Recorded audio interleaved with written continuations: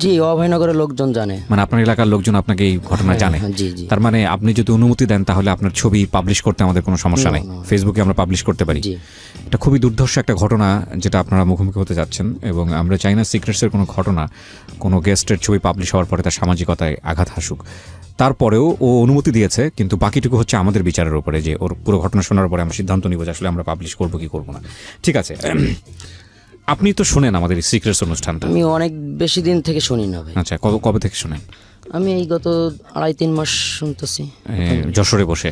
জি, আমি বাসাতেই বসে। মানে ঢাকা এফএম শোনা যায় ক্লিয়ার? জি জি জি। তো শোনার পরে আপনার কাছে মনে হয়েছে যে আপনি গল্পটা বলতে চান? জি, তো আমার ফ্রেন্ড, আমার তো ফ্রেন্ডই সবকিছু আমার। আচ্ছা, উনি আপনাকে উৎসাহ দিয়েছেন? হ্যাঁ, ও লাস্ট ফিনিশিং এ আমাকে বললো যে তুই যা, কিন্তু ফিনিশিং এ একটা কথা বলতে, সেটা ফিনিশিং এ বলি। ফিনিশিং এ বলেন, চলেন শুরু করি আমরা একেবারে ছোটবেলা থেকে, যেখান থেকে। আমার জন্ম খুলনাতে, খুলনা চন্দলি মহল গাজীপাড়া গ্রামে। তো যখন আমার জন্ম হলো, ঠিক যখন 4 বছর বয়স আমার, তখন আমার মা মারা যায়। তো মা মারা যাওয়ার পর আমার ছোট চাচি, যে চাচির কাছে আমি থাকতে লাগি। তো আমার বাবা কিছুদিন, মানে ওইখানে আমার মা মরার পরেই আমাকে চাচি যখন রাখে, তখন আব্বু অনেক দিন পর, মানে যায় 4-5 দিন পর পর আসে। কিন্তু একটা ছোট বাচ্চা বাড়িতে থাকলে কিছু হাতে করে নিয়ে আসে না, কিন্তু আমার জন্য কখনোই কিছু আনতো না। তো আমার চাচি, মানে আমার চাচি আমার চাচাকে রাত্রেবেলা বলতেছে, আমি পাশের রুমে শুয়ে আছি, তো তারও 2টা ছেলে মেয়ে ছিল। তো আমি শুয়ে শুনতেছি যে বলতেছে, আপদটাকে আর কতদিন রাখবা তুমি, আপদটাকে তো তাড়াতে হবে। তো বলতেছে আচ্ছা ভাই আসুক, আসলে আমি এবার কথা বলবো, সে ভাই কোথায় গেছে। তো এবার 2-1 দিন পর যখন আমার আব্বু বাসাতে গেছে, তখন বলতেছে ভাই অনেক দিন তো হলো ভাই মারা গেছে, তাহলে তুমি আর একটা বিয়ে করো, তাহলে ফয়সালেরও কোনো সমস্যা হবে না, তাহলে ও ভালো একটা থাকবে। তাও বলতেছে কি যে না, বিয়ে আমি করবো না, আমি ফয়সালকে নিয়ে এখান থেকে চলে যাব। তা বলতেছে যে কোথায় যাবা? তা বলতেছে যে আমি অন্য কোথাও চলে যাব, আমার এখানে যে জমিটা আছে আমি এখান থেকে বিক্রি করে আমি ওকে নিয়ে একেবারে চলে যাব। এটা খুলনার ঘটনা? জি, এটা খুলনার ঘটনা। তো এখানে বললো কি আচ্ছা ঠিক আছে, তা জমিটা। বাবা কি করতো আপনার? ওই সময় আমাদের অনেক জমি জায়গা ছিল, তিনি সেগুলোই দেখাশোনা করতেন। এক কথায় মা কৃষক। মারা যায় কি নরমালি মারা যায়, না কোনো ঘটনা ছিল? না, অসুখেই মারা যায়। অসুখে মারা। আপনি একমাত্র সন্তান? জি। ওকে। এবং আমার মা মানে মা বাবার সঙ্গে পালিয়ে আসছিল, জন্য আমি মামা বাড়িও যাই, মানে আমার কোনো মামা বাড়িও যে ছিল না। ঠিক আছে, মানে আমার বাবা মাকে নিয়ে পালিয়ে বিয়ে করছিল। আচ্ছা, বাবার যে সম্পত্তি ছিল ওগুলো দিয়ে সংসার চলতো? জি। আচ্ছা। তো সেখান থেকে আমি ওখানে থাকলাম, মামা মানে আমার আব্বু ওখানে আমাকে নিয়ে নপড়াতেই চলে আসলো, যেখানে আমি এখন অবস্থান করতেছি। আমার বাসাতে যশোর নওপাড়া? জি, যশোর নপড়া। আমি আমার সেই বাসাতে থাকি না, আমি আমার মতো করে থাকি। তো সেখানে নিয়ে আসলার পরে যে বাসাতে আমাকে উঠাইছিল, সেখানে মানে 2টা বড় ছেলে, মানে সেটা আমার সৎ মা, কিন্তু সেটা আমার মার বিয়ে করার আগের ঘরে মানে বিয়ে, কিন্তু আমরা কেউ জানতাম না, আমিও তো জানি না, আমি তো ছোট। তো আমাকে বাসের মধ্যে আসার সময় বলতেছে যে আব্বু তুমি ওইখানে গিয়ে তুমি আমাকে আব্বু বলে ডাকবা না। তাই আমি বলতেছি কি বলে ডাকবো? তা বলতেছে আমাকে তুমি মামা বলে ডাকবা।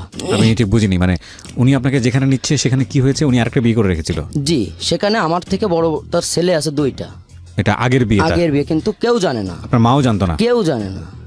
আচ্ছা, ইন্টারেস্টিং, সো ভেরি ইন্টারেস্টিং। এটা ও পরবর্তীতে জেনেছে, যখন জেনেছে তখনই বললে হয়তো ভালো হতো, কিন্তু যেভাবে ওকে মানে বলছে, আমরা একটু স্টোরিটা খেয়াল করবো, বিকজ সিক্রেটসের খুবই গুরুত্বপূর্ণ একটা স্টোরি আজকে এখানে রিভিল হচ্ছে। ওকে, তো বাবা বললো মামা করে ডাকার জন্য। বাবা জি, বাসের মধ্যে আসার সময় আমার দৌলতপুর থেকে আমাকে নদী পার হয়ে দৌলতপুর থেকে বাসে উঠছে।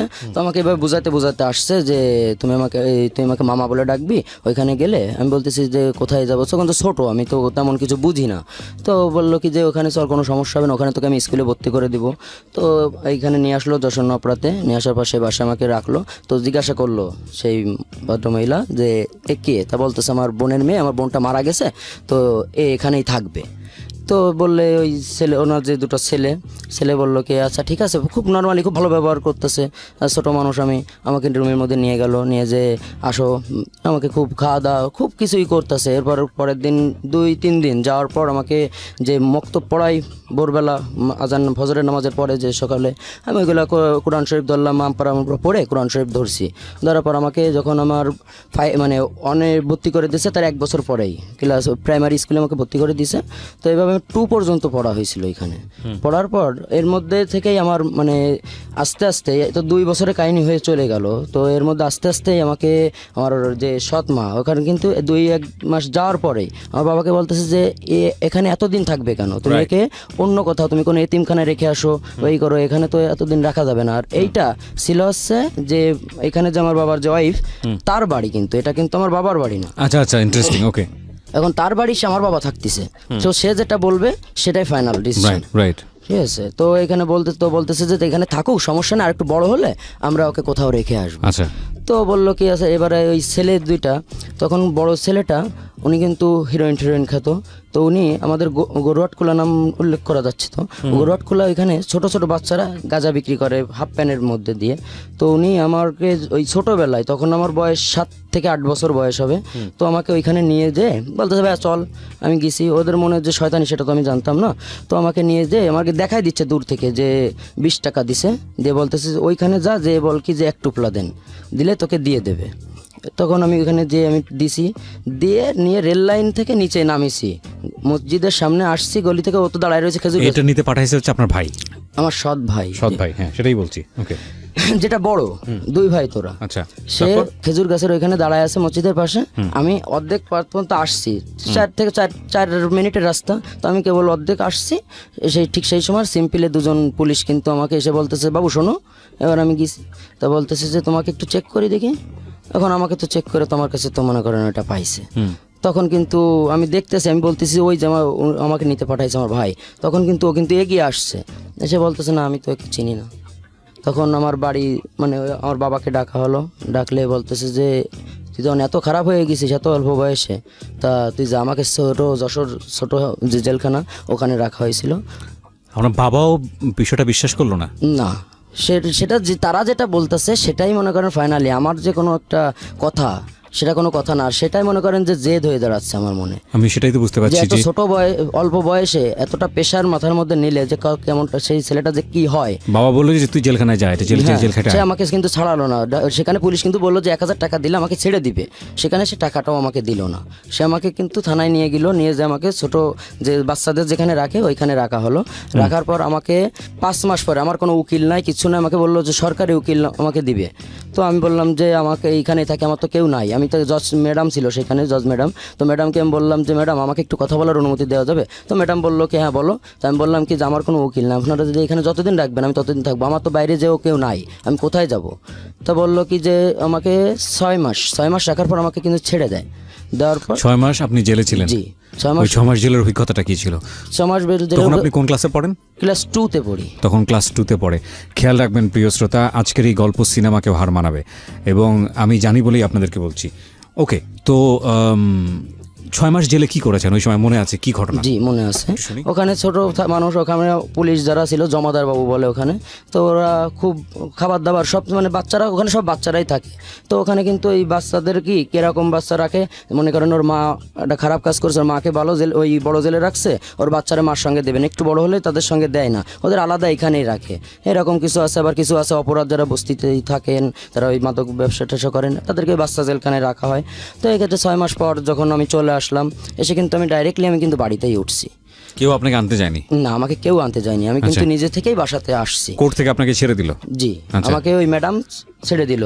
দেওয়ার পর আমি বাসাতে আসছি, আসলে আমাকে কিন্তু এই যে সুপারি গাছ আছে, আমাকে বলতেছে কি এই সুপারি গাছে তুই সুপারি পারতে, আমি কিন্তু গাছের কাছে উঠতে পারতাম না। তো আমি সুপারি গাছে আস্তে করে 2 কেবল উঠছি, আমি বলছি আমি পারবো না উঠতে। তো আমাকে উঠছি মানে উঠায়, কেউ জিজ্ঞেস করলো না আপনাকে যে আপনি কোথায় ছিলেন, কি খাইলেন? তারা তো জানে। 6 মাস আপনাকে দেখতে গেছে? দেখতেও জানি কেউ? না, তারা তো জানে যে আমি জেলখানায়, এবং জেল থেকে বাড়ি আইছি, আসার সঙ্গে সঙ্গে আমাকে 1 গ্লাস পানি না দিয়ে বলতেছে এই সুপারি গাছে তো সুপারি পার।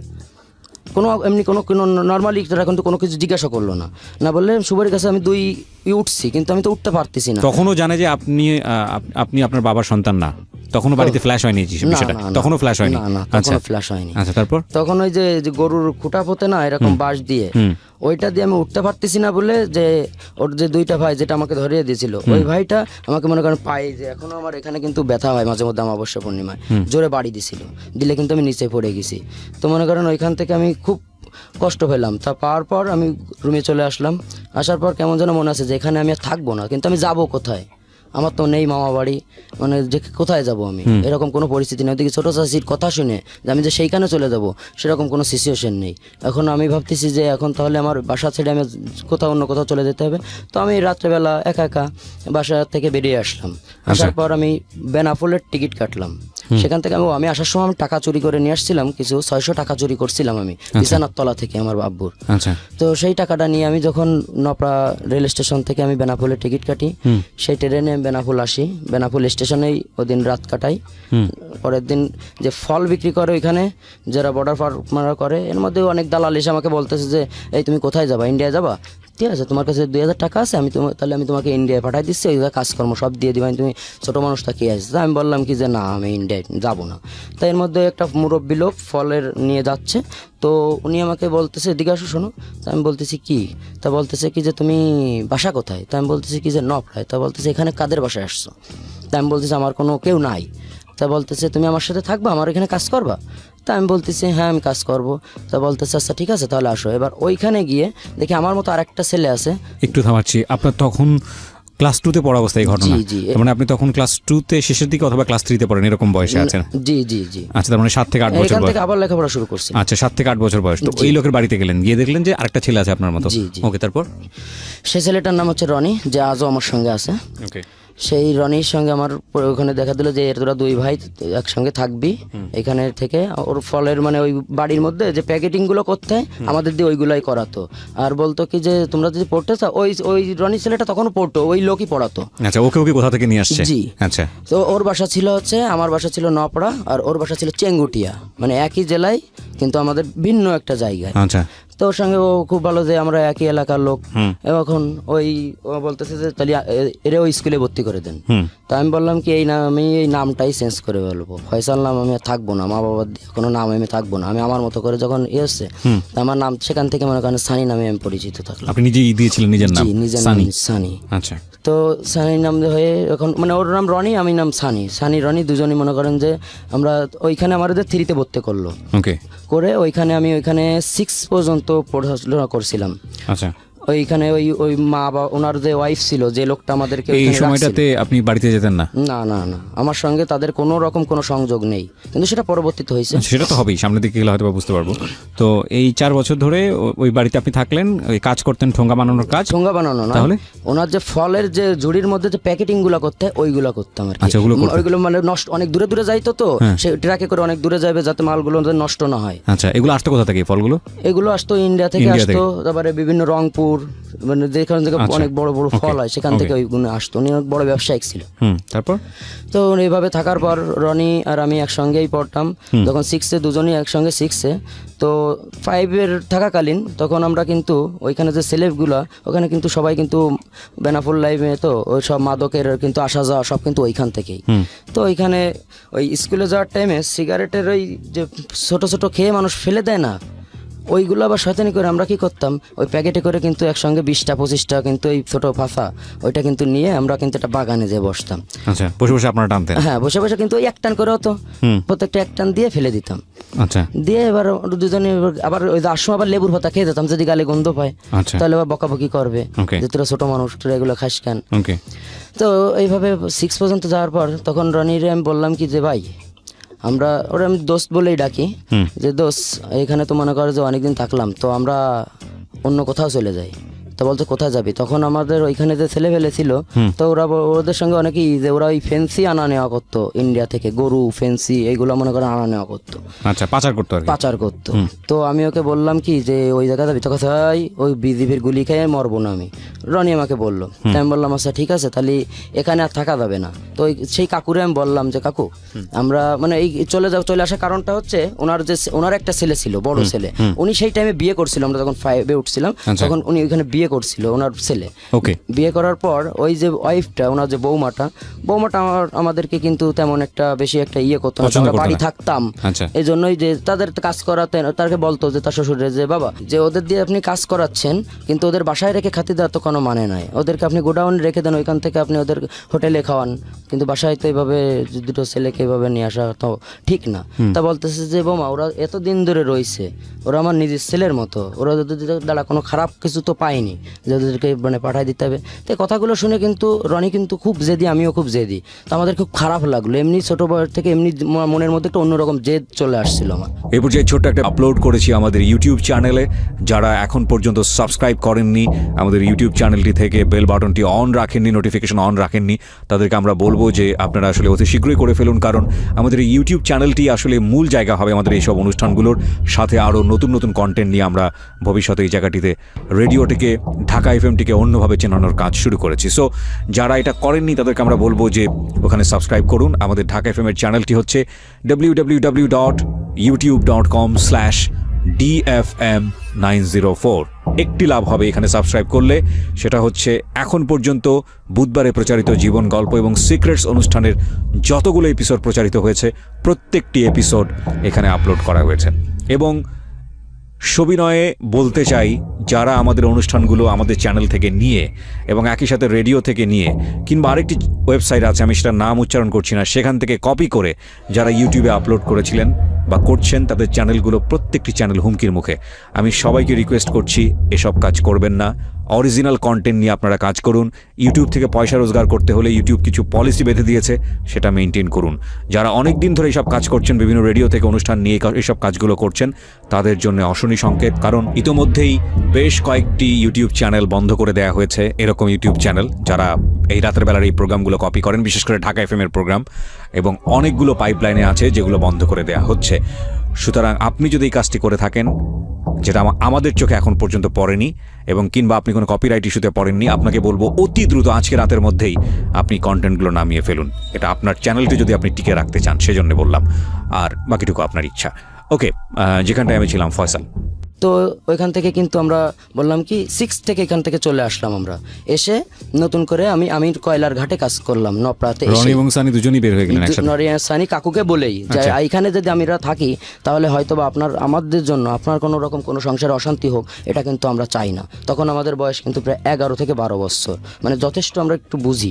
হ্যাঁ। আর যেহেতু আমরা অনেক কষ্ট করে, তা এরা কিন্তু একটু বেশিই বোঝে, মানে শোল হয়ে। এটা ঠিক যে এভাবে বলাটা উচিত হবে না, তবে এটা ঠিক যে ঘরের ভেতরে বড় হওয়া যে ছেলেমেয়েরা যে বয়সে যতটুকু বোঝে, আর বাইরে যাদেরকে সিচুয়েশনালি বড় হতে হয় বিভিন্ন ঘাটের পানি খেয়ে, যদি ভাবে বলি, এর চেয়েও হয়তো বা আরও নোংরা শব্দ ব্যবহার করা প্রয়োজন ছিল বোঝানোর জন্যে। টোকাই যারা আছে বা বিভিন্নভাবে বিভিন্ন সিচুয়েশনের মুখোমুখি হয়ে যারা বড় হয়, তারা আলটিমেটলি এই ঘরে বড় হওয়া ছেলেদের চাইতে অনেক বেশি বাস্তবমুখী এবং ম্যাচিউর হয়। হ্যাঁ, সেটা পরিস্থিতি তাদেরকে শিক্ষা দেয় আলটিমেটলি, সেটাই আপনি বোঝাতে চাচ্ছিলেন। হ্যাঁ, তারপর তো সেখান থেকে আমি আবার নপড়াতেই আসি। নপড়াতে এসে ছোট্ট একটা বাসা ভাড়া নিই, 400 টাকা মাসে ভাড়া নেবে। তো রনি বেশি কাজ করতে পারতো না, ও পরিশ্রম একটু কম করতো, আমি সব তিনি ওর থেকে একটু বেশিই করতাম। তো আমি কয়লার ঘাটে কয়লা বোতাম ঝুড়িতে করে, একটা মানে জাহাজে নিয়ে ফেললে 1 টাকা করে দিবে, আবার জাহাজ থেকে যদি নিচে নিয়ে আসা হয় 1 টাকা করে দিবে, এরকম। মানে বিভিন্ন জায়গা থেকে আসে, ওইখানে আসছে বাংলাদেশ সব থেকে বেশি হয় নপড়া ঘাটেই। তো ওই করে প্রত্যেক দিন প্রায় আমি 600-700 টাকা ইনকাম করতাম, আচ্ছা, পার ডে। তো পার ডে ইনকাম করে সন্ধ্যার সময় একসঙ্গে আমি রান্না করতাম, ও ওয়েল্ডিংয়ের কাজ শিখতো। তখন ওয়েল্ডিংয়ের কাজ শিখলে কিন্তু কোনো টাকা দেয় না প্রথমে, কাজ না শেখা পর্যন্ত। তো ওরে বলতাম যে তোর টাকা কোনো দেওয়ার দরকার নেই, তুই শুধু কাজটা শেখ। তো কাজটা কিন্তু আস্তে আস্তে কিন্তু কাজটা শিখে গেল। 1 বছর পর থেকে ওকে 20 টাকা করে প্রতিদিন দেয়। তো দেওয়ার পর আমরা ওইখানে থাকতে লাগলাম। ওইখানে যে আমরা বললাম কি যে আরেকটু পড়াশোনা করতে হবে, আরেকটু যদি মানে একটু করি। এবার ওইখানে আমরা আলিলাইল স্কুলে ভর্তি হওয়ার পর 7 পর্যন্তই পড়া হয়েছিল, 1টা বছরে আমরা পড়তে পারছিলাম, তারপর আর পড়া হয়নি। তো ওই সময় আমরা কিন্তু ওই বাসায় যাই, সন্ধ্যার সময় রান্নাবাড়া করে খাওয়া দাওয়া করে আমি বলতেছি কি দোষ, আমার এলাকায় একটু ঘুরতে যেতে হবে। আমি যেখান থেকে মনে করো যে আমার ওই জেল খাটটি আছে, আমি সেই জায়গায় একটু যাবো। তখন আমি কিন্তু সেই গ্রামে কিন্তু আবার যাই, ওখান থেকে 10 টাকা ভাড়া গ্রামে। তো সেই গ্রামে যে বাগান আছে, কন্যার বাগান নাম, আমি যে সে কন্যার বাগানে যেয়ে বসে ওই সেই বড় ভাইয়ের পরে কিন্তু আমার কিন্তু খুব একটা ক্ষোভ হয়ে গেল যে ওকে আমি কিছু একটা করব, এরকম একটা ক্ষোভ। যেহেতু আপনাকে অত্যাচার করেছে, যেহেতু আপনার শৈশবটা আপনার কাছ থেকে কেড়ে নিয়েছে, জিনিসটা আমার মনের মধ্যে অনেকটাই মানে করছে যে ওকে আমি না মারতে পারলে আমার এত মানে এরকম, অত ছোট বয়সে তারপর অনেকটাই করছে। তা ও তো নেশা করে, এইটুকু তো আমার ধারণা ছিল। তাহলে আমার কি করতে হবে? তাহলে আমি থানার ওইখানে গিয়ে দুটো পুলিশ মোটরসাইকেলে যাচ্ছে, তা আমি তাদের কিন্তু দাঁড় করাইছি যে স্যার আমি একটু আপনাদের সঙ্গে একটু কথা বলতাম। তো বলতেছে কি বলবা? তো আমি বলতেছি কি যে আপনার যদি নাম্বারটা আমাকে দিতেন, আমার কিন্তু ফোন ছিল না, তো আমি আপনাকে যে কোনো কায়দায় যে মানে করে যারা এই গাঁজা মাজা বিক্রি করে আমি এদের ধরাই দিতে পারি। তা বলতেছে কি তুমি শিওর? তা আমি বলতেছি হ্যাঁ আমি ধরাই দিতে পারবো। তো আমি কি করি, ওই একদিনের টাকা নিয়ে, আমি তো প্রত্যেকদিন 600-700 টাকা ইনকাম, একদিনের টাকা নিলে কোনো সমস্যা নেই। আর তখন মাত্র, এখন তো 700-800 টাকা প্যাকেট, তখন মাত্র প্যাকেট ছিল হচ্ছে 200 টাকা। জি। তা আমি এক প্যাকেট কিন্তু এখানে কিন্তু কিনছি গাঁজা? জি। আচ্ছা। গাঁজা কিনে আমি ওই যে ভাইটা যে খায় ওর রুমে, মানে যে বারান্দার ইসে, ওইখানে কিন্তু আমি রেখে আইছি, কিন্তু কেউ কিন্তু জানে না। সেটা সন্ধ্যার পর আমি একা একা যেয়ে কিন্তু রেখে আসছি। মানে যাতে করে ওকে ধরাই দিবেন আপনি? জি জি। আচ্ছা। এখন পুলিশের কাছ থেকে আমি কিন্তু পুলিশে আমি ফোন দিয়ে বলে দিছি, আর একজনের ফোন দিয়ে যে আমাকে একটু কথা বলতে দেন, দিয়ে বলতেছি যে অমুক জায়গায়। এখন আমি দূর থেকে কিন্তু ওকে দেখাই দিছি যে আপনি যান ওখানে যে পাবেন। এখন ওখানে তো আমি রেখে আসছি, তো পাবেই। এখন যে পাইছে, তাও সেই ঘরে সে ওরে সহ পাইছে। এখন ওরে মনে করেন বের করে নিয়ে যায়। এখন সেই গাদার টুকরাটা আবার ওই পুলিশ কিন্তু যাওয়ার সময়, মানে ওকে ধরে নিয়ে যাওয়ার সময় আমার সঙ্গে কথা বলে আমাকে আবার সেই টুকরাটা আমার দিয়ে যায় যে এটা তুমি রাখো, পুলিশে দিচ্ছে। আচ্ছা। তো আমি সেটা কি করলাম, আবার কিন্তু বিক্রি করে দিলাম সেই 200 টাকায়। আবার আপনাকে তো দেওয়ার কথা না পুলিশ? না দেওয়ার কথা না, কিন্তু সে আমাকে দিছে এই জন্য যে আমি বলেছি যে আমি আপনাকে আমাকে জিনিসগুলো দেবেন, আমি পুরো যেখানে যা হবে আমি আপনাকে সব খোঁজ দিব।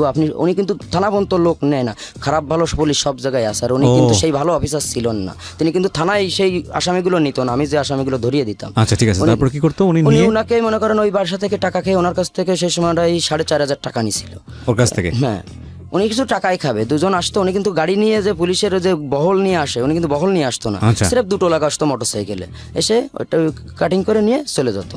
তো এখান থেকে এইভাবে কিন্তু যারা দেখতাম যে কারা বিক্রি করে, দুজনে কিন্তু আমি সারাদিন কাজ করে আসার পর, রনি কাজ করে সন্ধ্যার সময় যাওয়ার পর, সন্ধ্যার পর আমাদের কাজ থাকতো যে খিডা কোথায় কি বিক্রি করতেছে এগুলো আমাদের দেখা, দুজনের আর কোনো কাজ নেই। এখন ওইগুলো দেখে বেড়াতাম, ওই পুলিশে ধরাই দিতাম।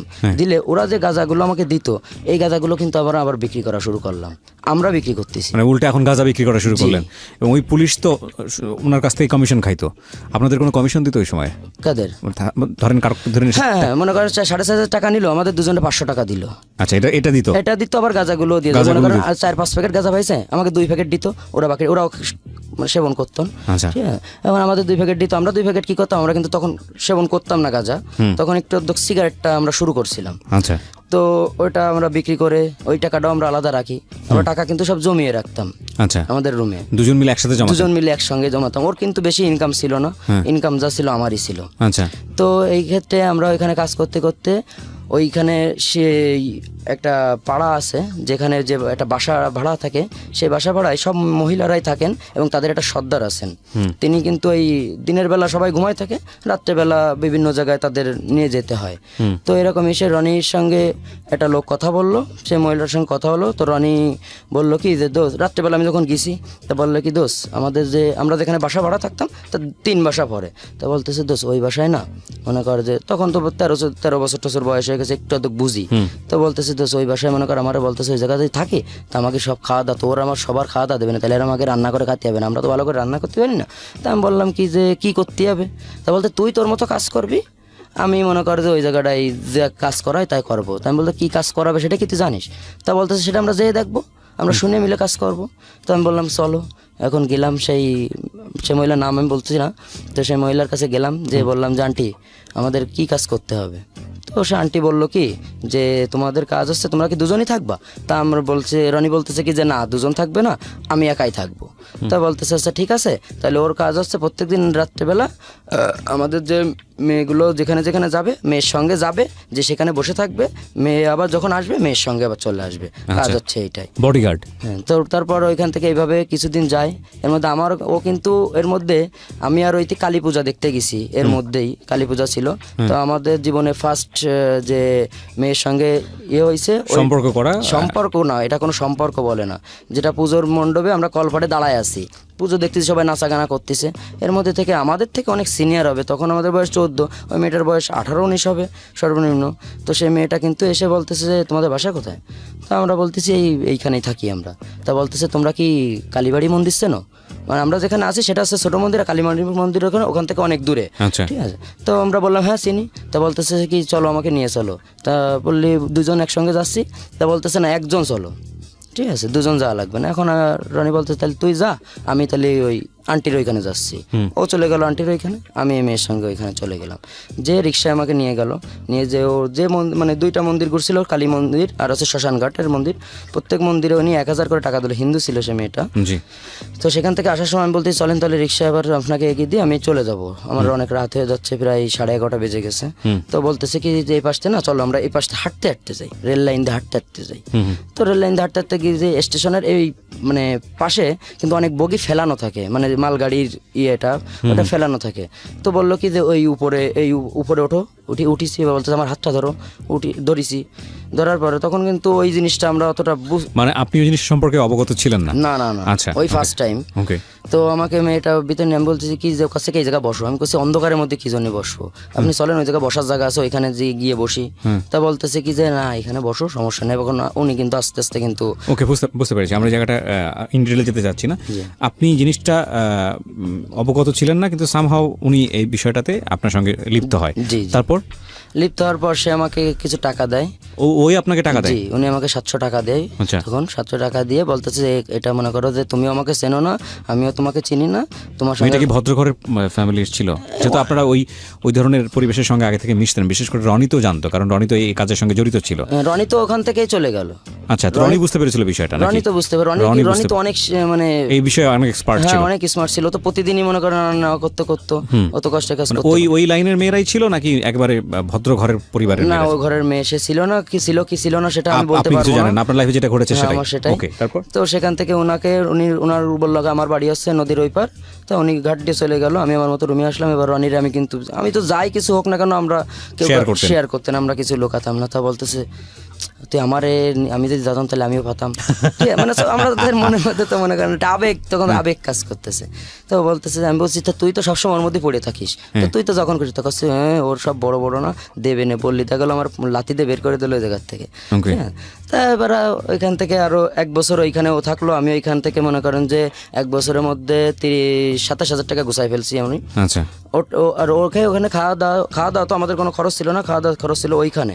তো সেখান থেকে আমরা এই যে গাজার যে ব্যবসাটা আমরা শুরু করছিলাম, এই ব্যবসাটা আস্তে আস্তে কিন্তু আমাদের অনেক বড় ব্যবসায় যাচ্ছিল। তো এই ক্ষেত্রে আমরা কিন্তু মাঝে মধ্যে যখন এই গাজা আমাদের রুমটা ফাঁকা থাকতো, তো যারা বড় ভাই বিগার আছে, মানে পরিচিত ভাই বিগার, ওই গাজা যাদের কাছে বিক্রি করতাম, জি, তারা আমাদের বলতো কি তোদের রুমে বসা যাবে? ও ওকে। তো আমি বললাম কি যে হ্যাঁ বসা যাবে, না কি আছে? তা বলতেছে বসে একটু খাতাম। তা আমি বললাম কি যে আমাদের মানে এ তো ভাড়া বাড়ি, যদি কোনো সমস্যা হয় তাহলে তো আমাদের নামিয়ে দেবে।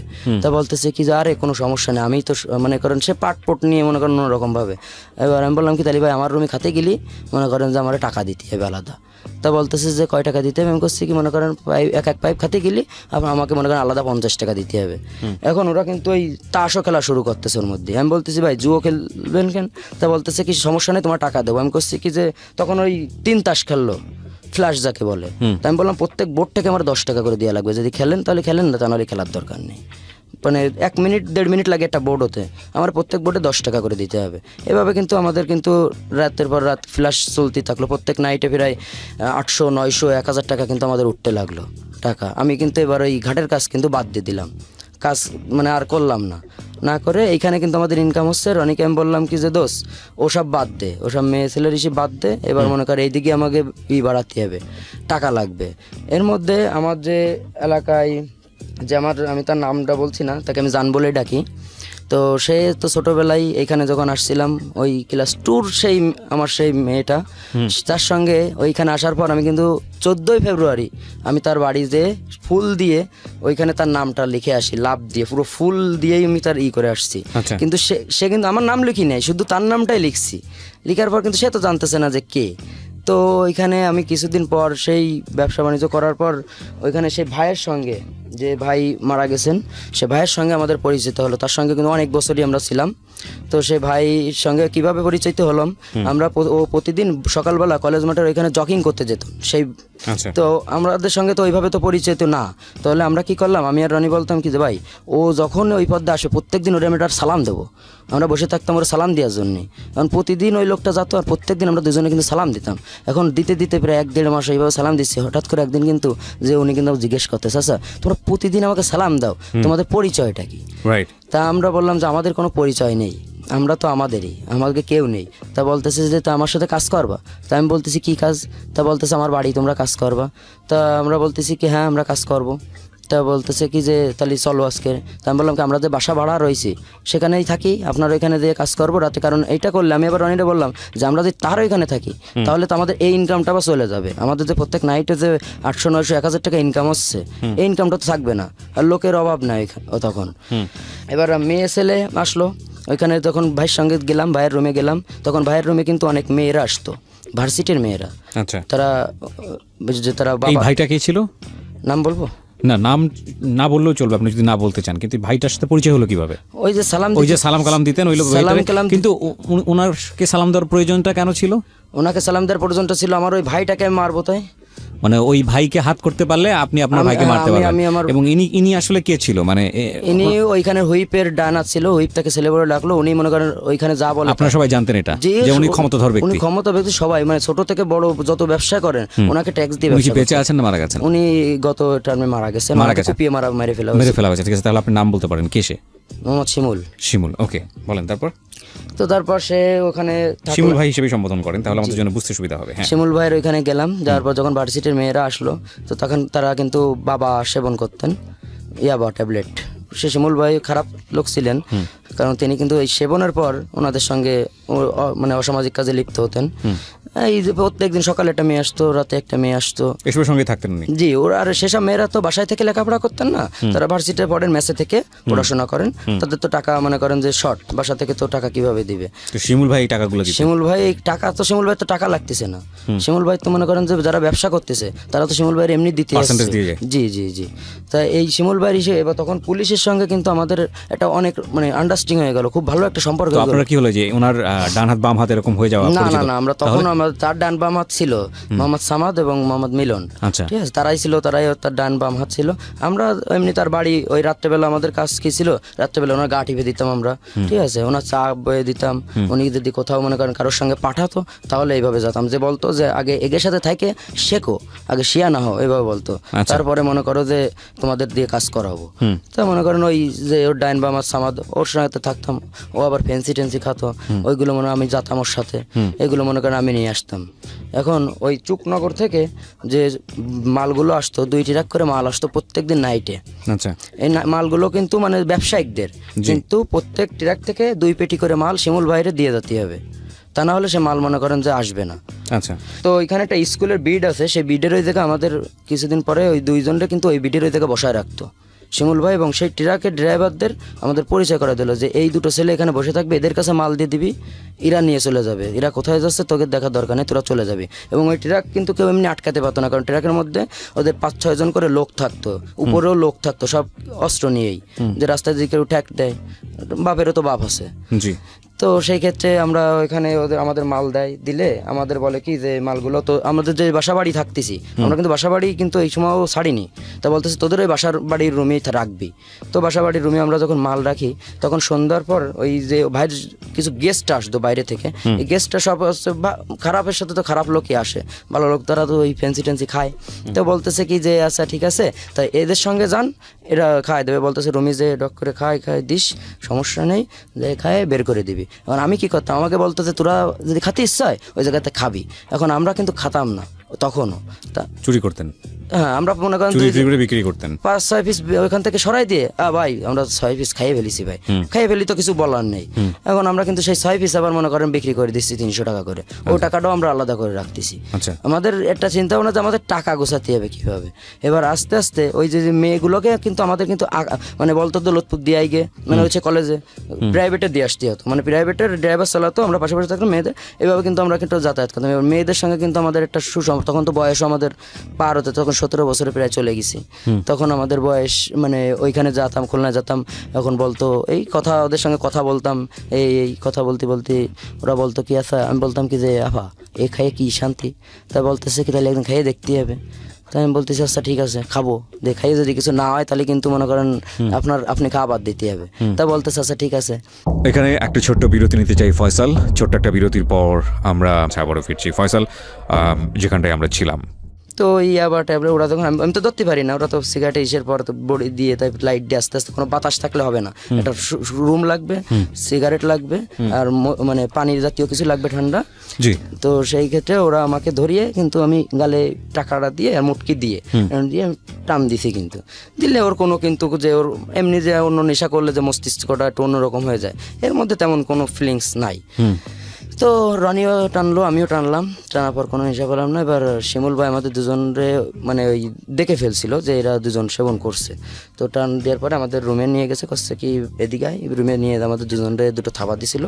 দেওয়ার পর বলতেছে এই এটা মানে তোরা ফ্যান্সি খাতি বলিছি তাই বলে তো বাবা খাওয়া যাবে না, এটা হলো ধ্বংস করে দেবে। তোরা ফ্যান্সি খাবি, অল্প খাবি, কিন্তু এসব খাওয়া যাবে না, এটা খাওয়ার একটা বয়স আছে, নির্ধারিত বয়স আছে সব কিছুর। তিনি অনেক শিক্ষিত ছিল, তো বলতেছে যে নেশা করার একটা নির্ধারিত বয়স না হলে সেটা কিন্তু মনে কর যে মানে তোরা আর উঠবি না, মানে এরকমই পড়ে থাকবি। তা ঠিক আছে ভাই, আমরা আর করবো না। এখন আমাদের কাছে তো সবসময় গাঁজা থাকতো, সেটা কিন্তু শিমুল ভাই জানতো না আমরা চুরি করে যে গাঁজা বিক্রি করতাম। আর আমরা তো পুলিশ ধরলে আমাদের তো ভরসা আছে যে ওই পুলিশ ধরবে না, আর যে পুলিশ আমাদেরকে, আমি আবার পুলিশকেও বিশ্বাস করতাম না। পুলিশ মনে করেন আমাকে ধরে আমাকে ফাঁকা জায়গাতে যে আমাদের কাছে গাঁজা দিয়েছে, এই যে নিয়ে খাই গে, ও জানতো, পুলিশ জানতো আমরা গাঁজা খাই, কিন্তু আমরা তো খাইতাম না তখনও। তা ওই দিলে আমরা কি করতাম, রনি আমাকে বলতো এই ও না ধরলে ও সামনে দেখা গেলো, ফোন দিয়ে বলে দিল, আর একজনটা আমাকে ধরাই দিল, এই গাঁজা এখন নিয়ে যাবেন, এই কোনো জায়গায় সারি রাখলাম রাইকে আমরা যদি সকালবেলা সারি তা রাত্রেবেলা যেতাম সেই আনতে, মানে যাওয়ার সময় যদি অন্য কারোর ধরাই দেয়, পুলিশটা বিশ্বাস নাই, ওদের সঙ্গে আত্মীয়তা করতে নেই, বন্ধুত্ব কোনো কিছু করা যাবে না ওদের সঙ্গে। এখন সেই ক্ষেত্রে ওইভাবে করতে আমরা গাঁজা ওই আমার রুমের মধ্যে যারা ওই যে খেলতো, জুয়ো খেলতো, ওরা তো সবসময় ওই সারা রাতে নেশার পরেই থাকতো। তো ওদের সঙ্গে কিন্তু এই সিগারেটও খাই, তো ওই পাইপ ছাড়া এমনি যখন অনেকে আছে যারা সিগারেটে বানাই খায়, ওই সিগারেটে বানালি কত দিই এক টান দিই, ওই এক টান কিন্তু ও এক টান দিত, আমিও এক টান দিতাম। আচ্ছা।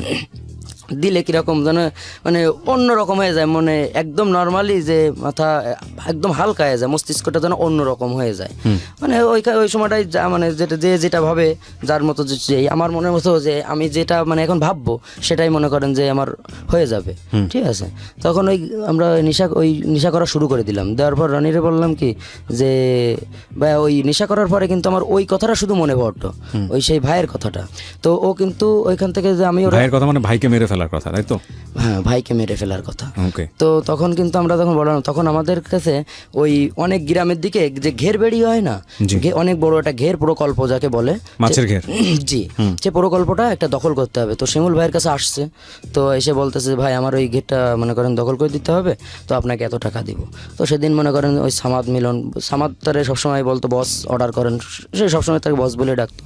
তো ও বললো কি আচ্ছা ঠিক আছে, তো আমার লোক পাঠাই দিবানি, তো যাস কেন। এবার ওই জায়গায় আবার হিন্দু একটা আদিত্য বলে একটা লোক আছে, যার নাম হয়তো অনেকেই জানে, ঠিক আছে। তো ওনার কাছে বলে দিয়েছে শিমুল ভাই, আবার তারে আবার দাদা বলতো যে দাদা আপনার এলাকায় কিন্তু আমার লোক পাঠাচ্ছি, এখন আপনি একটু দেখেন। আর মানে যে এলাকার কর্তৃত্ব, জি জি জি, এদেরকে পাঠানো হতো, যদি দুটো লোক পাঠাতো, তা আমরা যদি দুটো লোক জানতাম যে আমরা একাই আছি, কিন্তু না, আমাদের সেভ করার জন্য লোক সেট করা থাকতো, কিন্তু সেটা আমরা জানতাম না, 2-3টা স্তরে কাজ হতো। জি। ওকে। তো ওই সামাদার মিলনটা পাঠাইছে ওদের সাথে, কিন্তু আর আমরা কিন্তু একজন মনে করেন যে যেতাম না, গেলে দুজনই একসাথে যাব। এখন ওই দুজন দুর্গম মোটরসাইকেলের পিছনে সামাদা খান আরও একখান নিয়ে শর্টগান নিয়ে মনে করেন চলে গেছে, যে সেই ঘেরের পাড়ে যে টংটা আছে, টঙ্গের মধ্যে সেই লোকটা আছে যার গেট, তা বলতেছে যে তুই ওটা দখল করা ছিল, মানে সেই লোকটাও কিন্তু দখল করে রাখছিল। আচ্ছা। তো সে বলতেছে যে এটা তুই অমুককে দিয়ে দিবি। তো বলতেছে যে এটা তো আমি অনেক টাকা খরচ করে মনে করো যে এই করছি, এখন আমার নামপত্র মতো করছি। তো কাছে তুই দিবি কিনা সেটা বল, তুই এই স্ট্যাম্পে সই কর, 500 টাকার স্ট্যাম্প নিয়ে গেছিলো, যে এইটা তুই ওরে দিয়ে দিচ্ছিস, এখন তো সই করতে হবে। তো মনে করেন প্রথমে সই করিনি, তখন ওই অস্ত্রের দিয়ে ওরা কিন্তু ঘা দেওয়ার পর ওরা জোর করেই সইটা করায়, সইটা করার পর ওখান থেকে চলে আসে। আসার পর ওই শিমুল ভাইয়ের ওইখানে ওই রাত্রেবেলা ওই রাতেই, তো আমি বললাম কি ভাই এই মেশিনটা আমার একটু দেওয়া যায়। তা বলতেছে তুই এনে কি করবি। তো ওই সময় কিন্তু ওরা জানতো না যে আমার বাড়ি ওই জায়গা, মানে আমার সৎমা থাকে, পরিবারের লোকজন থাকে, না এগুলো কিন্তু কিছুই জানতো না। তখন কি আপনার সৎমারা জেনে গেছে যে আপনি বাবার সন্তান? হ্যাঁ, তখন অলরেডি জেনে গেছে। তখন জেনে গেছে। আচ্ছা। তো তখন তো আরো বেশি শয়তানি করতো, তো আমার সাথে তো কিছু করে আর পারতো না, তখন তো আমি আমার মতো আমি করে চলে গেছি, তখন তার আমি তাদের মানে বাধ্য নই। তো ওইখানে গেলাম, সেই গ্রামে গেলাম, যাওয়ার পর আমাকে অস্ত্র দেয়নি, বলতে কি যে না তোমার এখনো অস্ত্র নিয়ে বয়স হয়নি। না, আগে তুমি ওই ক্যারাম বোর্ড খেলোগে যাও, ক্যারাম বোর্ডের পকেটে গুটি দিয়ে শেখো, যেদিন বোর্ড ক্লিয়ার করতে পারবা সেদিন আমি তোমার অস্ত্র দেবো, মানে হিট করে ক্লিয়ার করতে পারলি তোমার কাছে আমি অস্ত্র দেবো, এরকম একটা কথা সে বলছিল। তো আমি আর রনি দুজনে চলে গেছি ওই সেদিন আবার বাগদা গ্রামের একজন গাঁজা বিক্রেতা, সেখানে মনে করেন যে ওরা আমি ফোন দিছি, তখন ফোন কিন্তু আমার ওর কাছে চলে আসছে, তখন আমি ওর ফোন দিয়ে বলতেছি যে উজ্জ্বল ভাই আপনার কাছে কি তামাক টামাক হবে? তা বলতেছে কটুক লাগবে, আমি বলছি 100 গ্রাম লাগতো। তো বলতেছে কি যে হ্যাঁ হবে না। 100 গ্রামের দাম কিরকম ওই সময়? 100 গ্রামের গাঁজা হচ্ছে কেজি আসছে 32,000 টাকা। আচ্ছা, সেই হিসেবে হিসাব করবে। আমি তো ওর কাছ থেকে কিনবো না। কিনবেন না মানে ওকে কি করবেন? আমি তোকে ধরিয়ে দেবো। ও, ধরিয়ে দেবেন। পুলিশ আমাকে টাকা দিচ্ছে, আমি তো আমার টাকা নিয়ে আমি যাচ্ছি না কিনতে। আচ্ছা। আমি তো পুলিশ আমার টাকা দেবে, আমি সেই টাকা নিয়ে যাব। এখন পুলিশের সঙ্গে যখন আমার টাকাটা দেবে আমি যাব একসঙ্গে, কিন্তু ধরলে আমি কিন্তু হাতটা ঝাড়া দিয়ে কিন্তু দৌড় দিই। ও আচ্ছা আচ্ছা, ঠিক আছে। ও যাতে করে আপনাকে সন্দেহ করতে না পারে যাকে ধরিয়ে দিলেন। হ্যাঁ, কোনো রকম কোনো বুঝতে না পারে যে এ পুলিশের সঙ্গে হাত আছে, এরকম কোনো রকম কোনো সিচুয়েশন থাকে না। আচ্ছা। ওরা সেভাবেই করে, ওরা আমার রাস্তায় ধরলে আমি কিন্তু ঝাড়া দিয়েই দৌড়। হ্যাঁ। ঠিক আছে, ওর একটু দূরে যাই, ওরা তো একটু রাস্তা দৌড়ে আবার মনে করেন এই ফিটিং করে মনে করেন নিয়ে চলে যাবে। ওকে। তো যা পাই তামাক তার থেকে অর্ধেক দেয়। তো রনি বলতেছে ভাই এরকম করলে তো মানুষের শত্রু হয়ে যেতে হবে, এইটা করা যাবে না। তার থেকে আমরা যে বাইরের কাছে রয়েছি ভাই জানলেও মনে করেন খারাপ ভাববে, তার থেকে আমরা তো সেই যা করতেছি এই করি, এসব এই ব্যবসা বাদ দে। আমরা এখন মনে করি যে খাত আমাকে সব তো আসছে, তখন কিন্তু আস্তে আস্তে পাইবিও টান দিয়ে শুরু করলাম। এবার ওই বেনাফুল থেকে ওই সুকনগর থেকে যে মালগুলো আসতো ওই ফেন্সি কিন্তু এবার টুকটাক কিন্তু আমরা খাওয়া শুরু করতেছি, মানে 2 পিস খাচ্ছি, 4 পিস বিক্রি করতেছি। ফেন্সিডিল এটাও খাচ্ছি, দুজনে ভালোই লাগতেছে, খাইয়ে দুধ চা খাচ্ছি, গোল্ড সিগারেট খাচ্ছি, খেয়ে মোটরসাইকেল চালাতে খুব ভালো লাগে। দুজনে মোটরসাইকেল চালানো শিখাই দিয়েছিল শেষামাত ভাই, মিলন ভাই। ওই বাতাস যখন মোটরসাইকেল চালাতে যখন বাতাস লাগে না, তখন মানে অন্যরকম, তখন তো মস্তিষ্কটা তো আমার অন্যরকমই হয়ে যাচ্ছে, তখন তো আমি আমার মতো নেই, তখন তো আমি অন্যরকম হয়ে যাচ্ছি। তখন সেইভাবে ওই ভাইয়ের ওখানে থাকলাম। ভাই কিন্তু এবার জানা শুরু করলো, এরা দুজন তো নেশা করা শুরু করে দিয়েছে। তা ভাই বললো কি যে আচ্ছা ঠিক আছে, তোরা যখন এত নেশা করতেছিস, তা ওই ভাইয়ের বাড়ির পাশে ভাই যে ফ্ল্যাটটা ছিল, ফ্ল্যাটে থাকতেন না ভাই, সবসময় ওইখানে ওনার ওয়াইফ থাকতো, আর ওনার একটা ছেলে ছিল, ওনার ছেলেও খুব মানে ডেয়ারিং ছিল, অনেক ছোট, তারপর অনেক ডেয়ারিং ছিল। তো ওই ভাইয়ের বাড়ির পাশে একটা ভাঙ্গা রুম ছিল, যেটা চটা দিয়ে আর কি করা। ভাই কিন্তু সন্ধ্যার পর ওখানে কাটাতেন, ওখানে রাত্রেবেলা মাঝে মধ্যে এমপি সাহেব আসতেন, ওখানে এসে উনি ওগুলো করতেন, মানে খারাপ কোনো মানে ওই নেশা জাতীয় আর কি। সবাই তোমার কারণ টুকটাক বড় বড় লোকেরা বড় বড় জিনিস খায়, সেগুলো ওরা সেবন করতো। এখন ওই সিগারেট আবতীয় যা জিনিস মানে অ্যাসিস্ট্যান্টের যা কাজ, যে এক কথায় যা পানি চুনি আনা, এগুলো আমাদের কাজ ছিল ওই তখনও। তাই ফল নিয়ে এসছি। এখন ওই ঈদের টাইমটা চলে আসলো, ঈদের টাইম আসলে আমাদের কিন্তু সমস্ত সব কিছু ভাই দিত, আমাদের নতুন জামা কাপড়।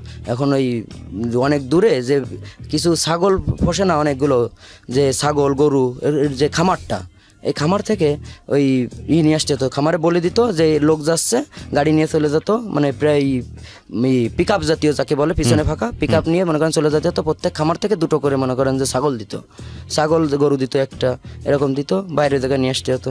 মানে তার জন্য ট্যাক্স, এটা কুরবানি দেবে শিমুল ভাই, তাই ওইটা ট্যাক্স নিয়ে এসে তাই কুরবানি দিচ্ছে। এই ট্যাক্স নিয়ে সে কুরবানি দিত? জি, এটা তার কুরবানি? জি, এটাই তার কুরবানি ছিল। প্রত্যেকটা খামার থেকে এরকম করে গরু দিত তার জন্য? জি, গরু হলে একটা, ছাগল হলে 2টা। এটা নির্ধারিত ছিল? হ্যাঁ, নির্ধারিত ছিল। কতগুলো কালেক্ট হতো এরকম গরু আর ছাগল? এরকম প্রায় 26-27টা। 26-27টা গরু? না, গরু মনে করেন 8-10টা, আর বাকি সব ছাগল। এগুলো আপনারা জবাই করতেন? হ্যাঁ, মানে এক জায়গায় না, বিভিন্ন মোড়ে, এই মোড়ে ওই মোড়ে, শিমুল ভাইয়ের নামে জবাই হচ্ছে। পোলাপান খাবে? হ্যাঁ, পোলাপান না, মনে করেন যে দিয়ে দিচ্ছে, বিলাই দিচ্ছে, গরিবদের মাঝে বিলাই দিচ্ছে, কিন্তু ওইভাবে নিয়ে এসে দিচ্ছে। নাম হচ্ছে শিমুল ভাইয়ের, যে শিমুল ভাই গরু কুরবানি হচ্ছে, শিমুল ভাই ছাগল কুরবানি হচ্ছে। আচ্ছা, তারপর? তো সেভাবে ওইখানে থাকতে লাগলাম।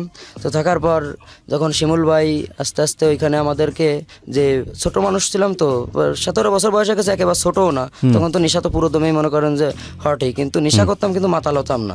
দুজনে 37 ঠিক থাকতো যে আমরা নেশা করব, কিন্তু টাকা কিন্তু নষ্ট করা যাবে না, দোষ টাকা কিন্তু আমাদের লাগবে। এবার ওই ফেন্সির ব্যবসা করে, গাদার ব্যবসা করে আমরা প্রায় 4.5 লক্ষ টাকা আমরা গুছাই ফেলছিলাম। এই দুজন? এই দুজন 4.5 লাখ টাকা আমাদের ক্যাশ হয়ে গেল। আমার আর ওর নামে অ্যাকাউন্টটা খোলা ছিল, আচ্ছা, এখনো আছে। Joint account? হ্যাঁ, জয়েন্ট অ্যাকাউন্ট নাকি আলাদা আলাদা? না, আলাদা আলাদা সেভিং অ্যাকাউন্ট, আমার নামে ওর নামে। ঠিক আছে, দুজনে মানে যা রাখবো, আমারে তো যা রাখবো ওরে তো তাই রাখবো। আচ্ছা, ঠিক আছে, এইভাবে আমাদের প্রায় 4.5 লক্ষ টাকা আমাদের ক্যাশ হয়ে গেছে। আচ্ছা, তখন এবার বললাম কি আচ্ছা দোস্ত, তাহলে আমরা করি, মানে আরো মানে টাকা আরো এখন এই ভাইয়ের কাছ থেকে টাইনে নিতে হবে। আমাকে দুজনে প্ল্যান ছিল যে এরা তো বড়, এই কাছে শুধু মুখ ফুটে শুধু সাথী ফালি আছে, লজ্জা মজা সাইডে শুধু সাথী হবে দোষ, এই জায়গা কিন্তু আমরা নিতে আইছি, দিতেই আসিনি, শুধু সাথী হবে। তা বললো কি যে হয় দোষ ঠিক আছে, যখন যা না লাগবে তাও সাথাম যে ভাই ওর মন মানসিকতা কখন ভালো থাকতো, যখন গা শরীর মানে টিপে দিতাম তখন তো একটু নরম থাকতো, তখন কিন্তু যে কথাটা বলতাম শুনতো। তা বলতাম ভাই আমাকে ওইটা মানে ইমোশনাল ব্ল্যাকমেল যারা বলে এক কথায়, তো বলতাম ভাই আমার ওইটা লাগবে। তা বললো ঠিক আছে হবে না। এবার দুজনে একটা RX গাড়ি দিছিল আমাদের, বাইক নাকি আপনাকে বাইক বাইক দিয়েছিল? আচ্ছা, তো ওই পট পট পট পট করে শব্দ হতো, ওই গাড়ি দিছিল। কত সিসি ছিল? 100 সিসি। 100 সিসির গাড়ি। আচ্ছা, তো ওই গাড়ি দিয়ে আমরা সারাদিন কিন্তু এই এবার কিন্তু ঘুরে বেড়ানো শুরু করলাম। এখন ঘুরে বেড়াতে ওই গ্রামের দিকে যেতাম বেশি ঘুরতে, বিকেলবেলা হলে গ্রামের মেয়েরা ওই হাঁটাহাঁটি করতো, ওইখানে মনে করেন গ্রামের দিকে যেতাম। আর রনির চেহারাটা অনেক সুন্দর চেহারা, আচ্ছা, হ্যাঁ ও মনে করেন যে পটানোর চেষ্টা করতো। জি মেয়ে পটানোর চেষ্টা। আমরা যে মনে করেন যে এক মেয়ের পিছনে ওই যাকে দেখতাম যে ওর বাড়ি ওইখানে, বাড়িটা চিনে আসতাম, এসে ওর বাড়ির সামনে এসে প্রত্যেকদিন বসে থাকবো যে কতদিন হবি না, মানে 5 দিন 7 দিন, এবার প্রতিদিন জিজ্ঞেস করতাম ভালো আছেন, কথা তো একদিন না একদিন বলবে, সেটা খারাপ পজিটিভ বা নেগেটিভ হবে তো একটা, ঠিক আছে। ওই বলতে বলতে যদি প্রেম হয়ে যেত, তা আমাদের নেচারটা কিন্তু অনেক খারাপ হয়ে গেছিল। তো যদি ওই মেয়েটা পটে যেত, এবার ওরে গাড়িতে নিয়ে মনে করেন ডাইরেক্ট আমাকে বাসায় নিয়ে আসতো, আমি কিন্তু বাসার পাশে থাকতাম, পলায় থাকতাম। এখন যখন ও রুমের মধ্যে যেত, এখন রুমের মধ্যে যে ওর কাজ হয়ে গেলে এখন আমি কিন্তু ওরা ফিটিং দিতাম, এই তোর বাড়ি কোন জায়গা, তখন আমি রনিরা চিনতেছি না। ওকে, এটা কিন্তু আমাদের মানে আমাদের আগে থেকেই সাজানো চিন্তা করা ছিল। জি জি জি, আচ্ছা, যে আমি রনিরা চিনবো না। রনি ও বলতেছে ভাই ছেড়ে দেন, আর এই এখন কিন্তু বিয়ে দিয়ে দেবো, ঠিক আছে। তাহলে এবার কবে না ভাই আপনি যা খুশি তাই করেন, আপনি বিয়ে শাদী করেন না, করলে ওটা থাবা দেবো, দৌড়ে চলে যাবে, মেয়ে তো একা। তখন মেয়ের সঙ্গে মনে করেন এত মানে ভাই সে কথা বলে মানে এত খারাপ লাগতেছে বলতে যে না আপনি যেটা করেছেন সেটা আমরা বুঝতে পেরেছি। এরকম কতগুলো মেয়ের সাথে হয়েছে? তা প্রায় 1-150 মেয়ের সঙ্গে। ও মাই গড, তাহলে তো আপনাদের এই একই পলিসিতে এই জিনিসগুলো চলতে থাকতো? জি জি, আমাদের তো মনে করেন তখন তো আমাদের সময়ের অভাব নেই, টাকার অভাব নেই, কোনো কিছুর অভাব নেই। রাইট, এবং কাজ বলতে এগুলাই, এন্টারটেইন বলতে এগুলাই। জি জি জি, এই ধরে ধরে নিয়ে এবং আসতেন। মনে করেন যে আমরা মনে করেন যে যখন আমার 17 থেকে 19 বছরের আমরা পাড়া দিলাম, তখন কিন্তু আমরা মানে অনেক ডাইরেক্ট না, সানি রনি মানেই কিন্তু অনেক কিছু হয়ে যেত। সানি রনি কি এলাকায় পরিচিত ছিল? সানি রনি মানেই কি ওই ওই এলাকায় মনে করেন যে অনেক কিছু, যে সানি রনি মারামারি মনে করেন যে যে জায়গাটা মারামারি হিট একসাথে 10টা ছেলে গেলে সেখানে কিন্তু হিট কিন্তু সবাই করতে পারে না, ওরা কিন্তু আর একজনের সাহসে কিন্তু অনেকেই চলে, প্রথম হিট কিন্তু করতে হয়। তা সেই হিট কিন্তু রনিই করতো সবসময়, আচ্ছা, মানে ফার্স্ট হিট ওই করবে, আর এবং ও হিট করতো সবসময় নাকের পরে, মানে ওদের ফিরে যে পাল্টা মারতে দেবে সে সুযোগ দিত না, ওই একটাই মারবে, একটাই মনে করেন শুয়ে ভর্তি হবে, এরকম করতো। তো ওইখানে মেয়েদের সঙ্গে এইভাবে করতে আমিও রিলেশন করতাম করে। আপনি একই কাজই করতেন? টার্গেটই ছিল এটা? টার্গেট ছিল এটা যে আমি রিলেশন করলেও তোর ও রিলেশন করতে, কিন্তু আমার যে এমনি যে রিয়েল লাভটা সেটা কিন্তু আমার কিন্তু চলতেই মানে ও তো জানতো না যে আপনারা এইভাবে এইসব কাজ করে ইনভলভ, রিয়েল লাভ তো আর জানতো না, কাফিল তো জানতো না। ফাইন, ঠিক আছে। তারপর এবং সেই মেয়েটা মানে যে রিয়েল লাভটা ছিল, সেই মেয়েটা মনে করেন যে অনেক বড় ঘরের মেয়ে, তো সে এখন বর্তমানে অনার্স পড়তেছে।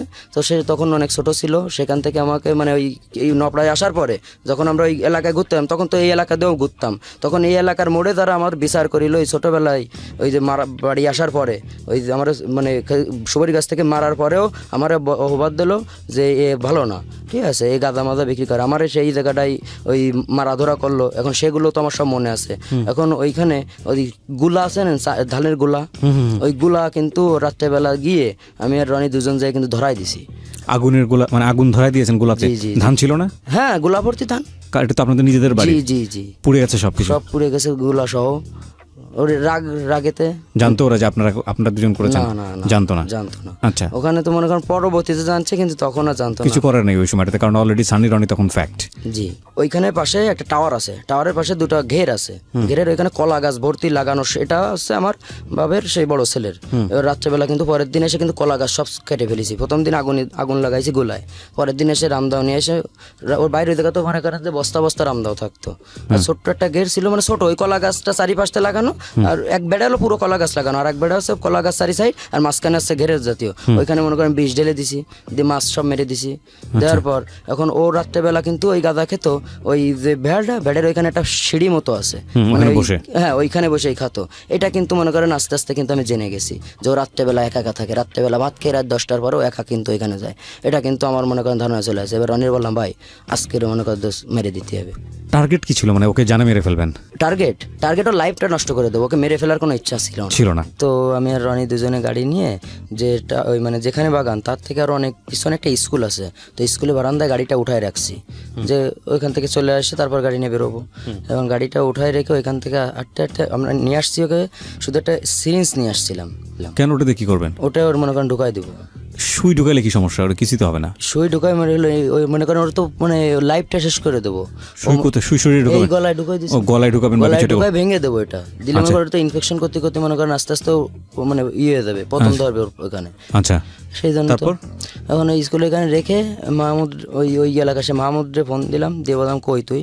তো মাহমুদ আর সোহান আসলো, এসে বলতেছে, আমি বলতেছি কি তুই তাহলে আটটি দে, শিওর আদৌ ওই জায়গা আছে কি না। এখন ওরা কিন্তু আগে হাটে আইসে, ওরা তো আবার ওর সঙ্গে কথা বলতো। তা বলতেছে কি মে ভাই আসো না এর মধ্যে, আমরা কিন্তু পিছনে অন্ধকারে দাঁড়ানো। তো বলতেছে কি হ্যাঁ আসি। তা বলতেছে কি যে ভাই একটু খাওয়ানো যায় না? তা বলতেছে কি আয়। তা বললে ওরা ঢুকেছে, ঢুকে আমরা রাস্তায় দাঁড়ায় রয়েছি, ওরা একসঙ্গে খাইছে, খেয়ে রাস্তায় বেরোইছে। বেরোলি রনির হাতে একটা সিরিঞ্জ, আমার হাতে একটা সিরিঞ্জ, দুইজনে যায় ওই ফাঁসতে আমি এই ফাঁসতে গলার একদম যে ইঞ্জেকশন ঢুকোই দিয়ে এরকম ভেঙে দিছি। আমরা একটা ছোট্ট বিরতি নেব, ঠিক রাত 12টায় ফিরে আসবো এখান থেকে।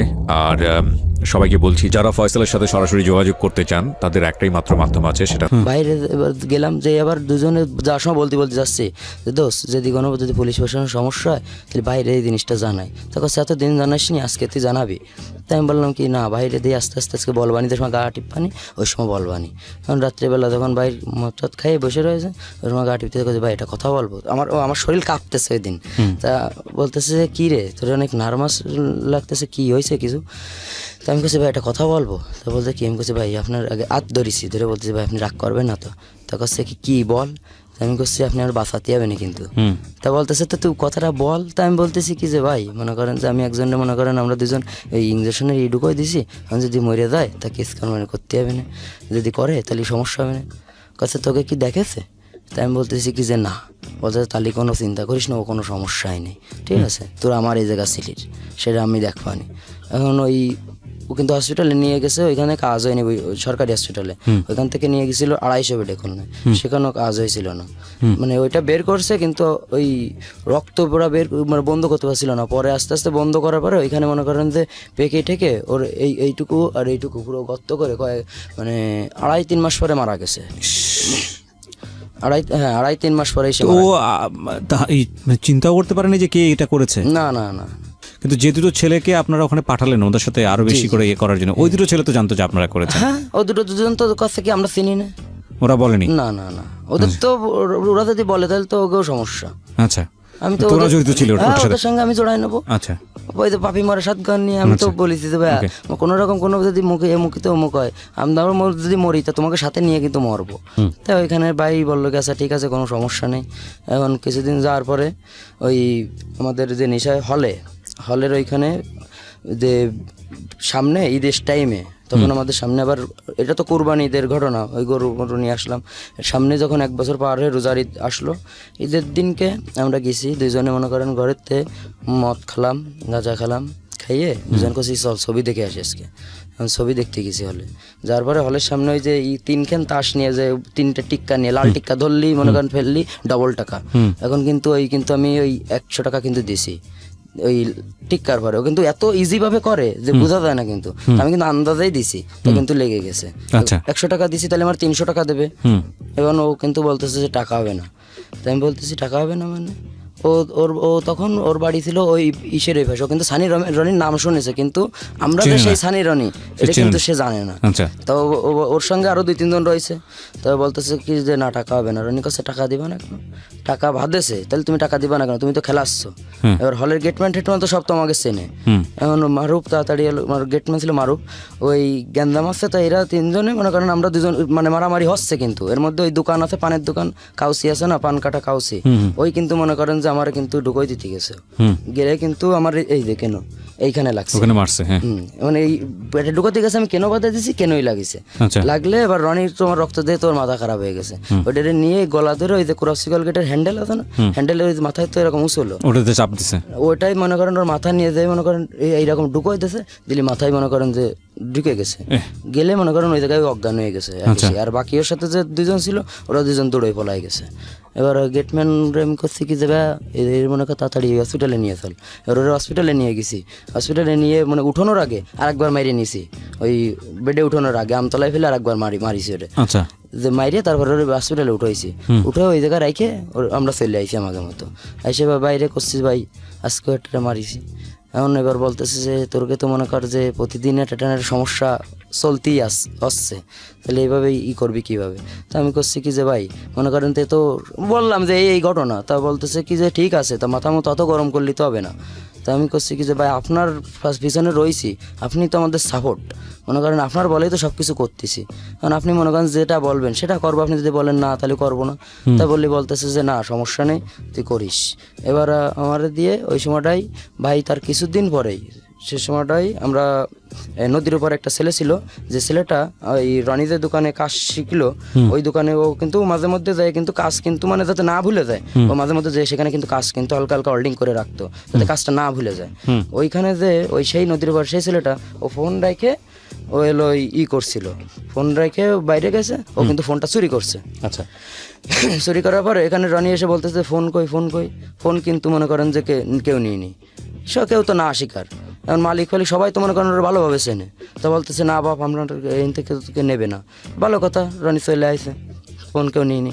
কিছুদিন পরে কিন্তু ওই নাম্বারে কিন্তু আমরা ফোন দিছি, 2 জনে বসে ঘাটে নদীর ঘাটে জাহাজের পরে বসে ওই নিয়ে গেছি, মুরগির রস নিয়ে গেছি, মদ নিয়ে গেছি, গাঁদা নিয়ে গেছি, এই খাওয়ার সময়টা রনির কাছে দেই দোষ ফোনটা, ফোন দিয়ে ফোন দিছি, ফোন সিম কিন্তু ফোনে ঢুকিছে। ঢুকলেই ও যখন হ্যালো বলেছে সেই ছেলেটা, রনি তো ওর কণ্ঠ তো মনে করেন চিনে ফেলেছে।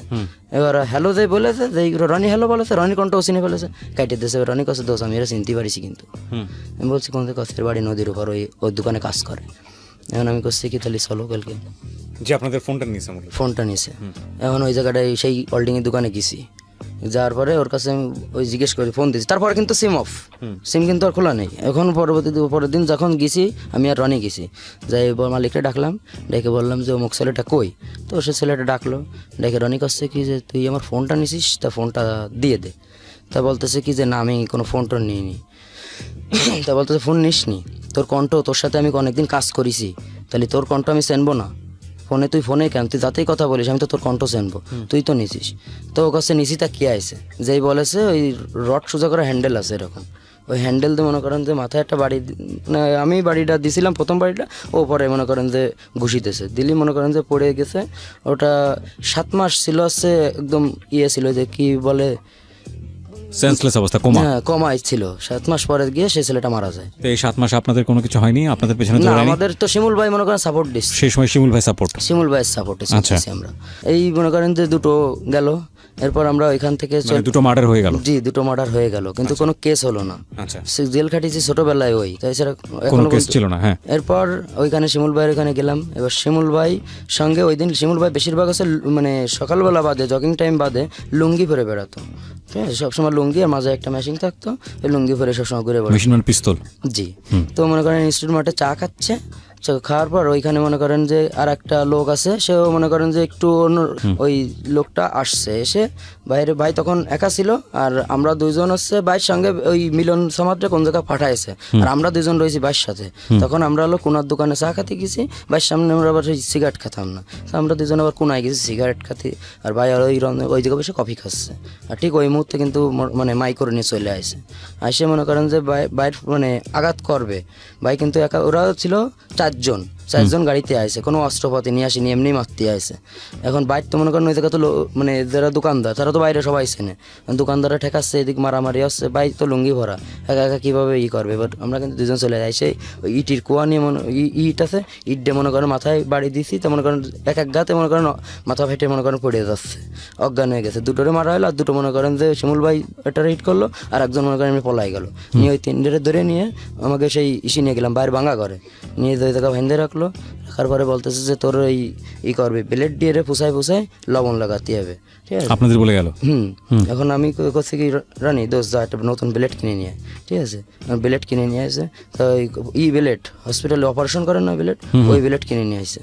নিয়ে এসে ওর মনে করেন যে এই নখের থেকে শুরু করে এই পর্যন্ত পুরো পুষাইছি, এরকম পুষাচ্ছি। আর ও তো চিল্লাচ্ছে, তো মানে আমাদের মনে কোনো মায়া দয়া মরেও যাচ্ছে, তাও আমাদের মনে কোনো এরকম মন পাথর হয়ে গেছে, যে মনের মধ্যে কোনো মায়া দয়া বলে কিছু নেই।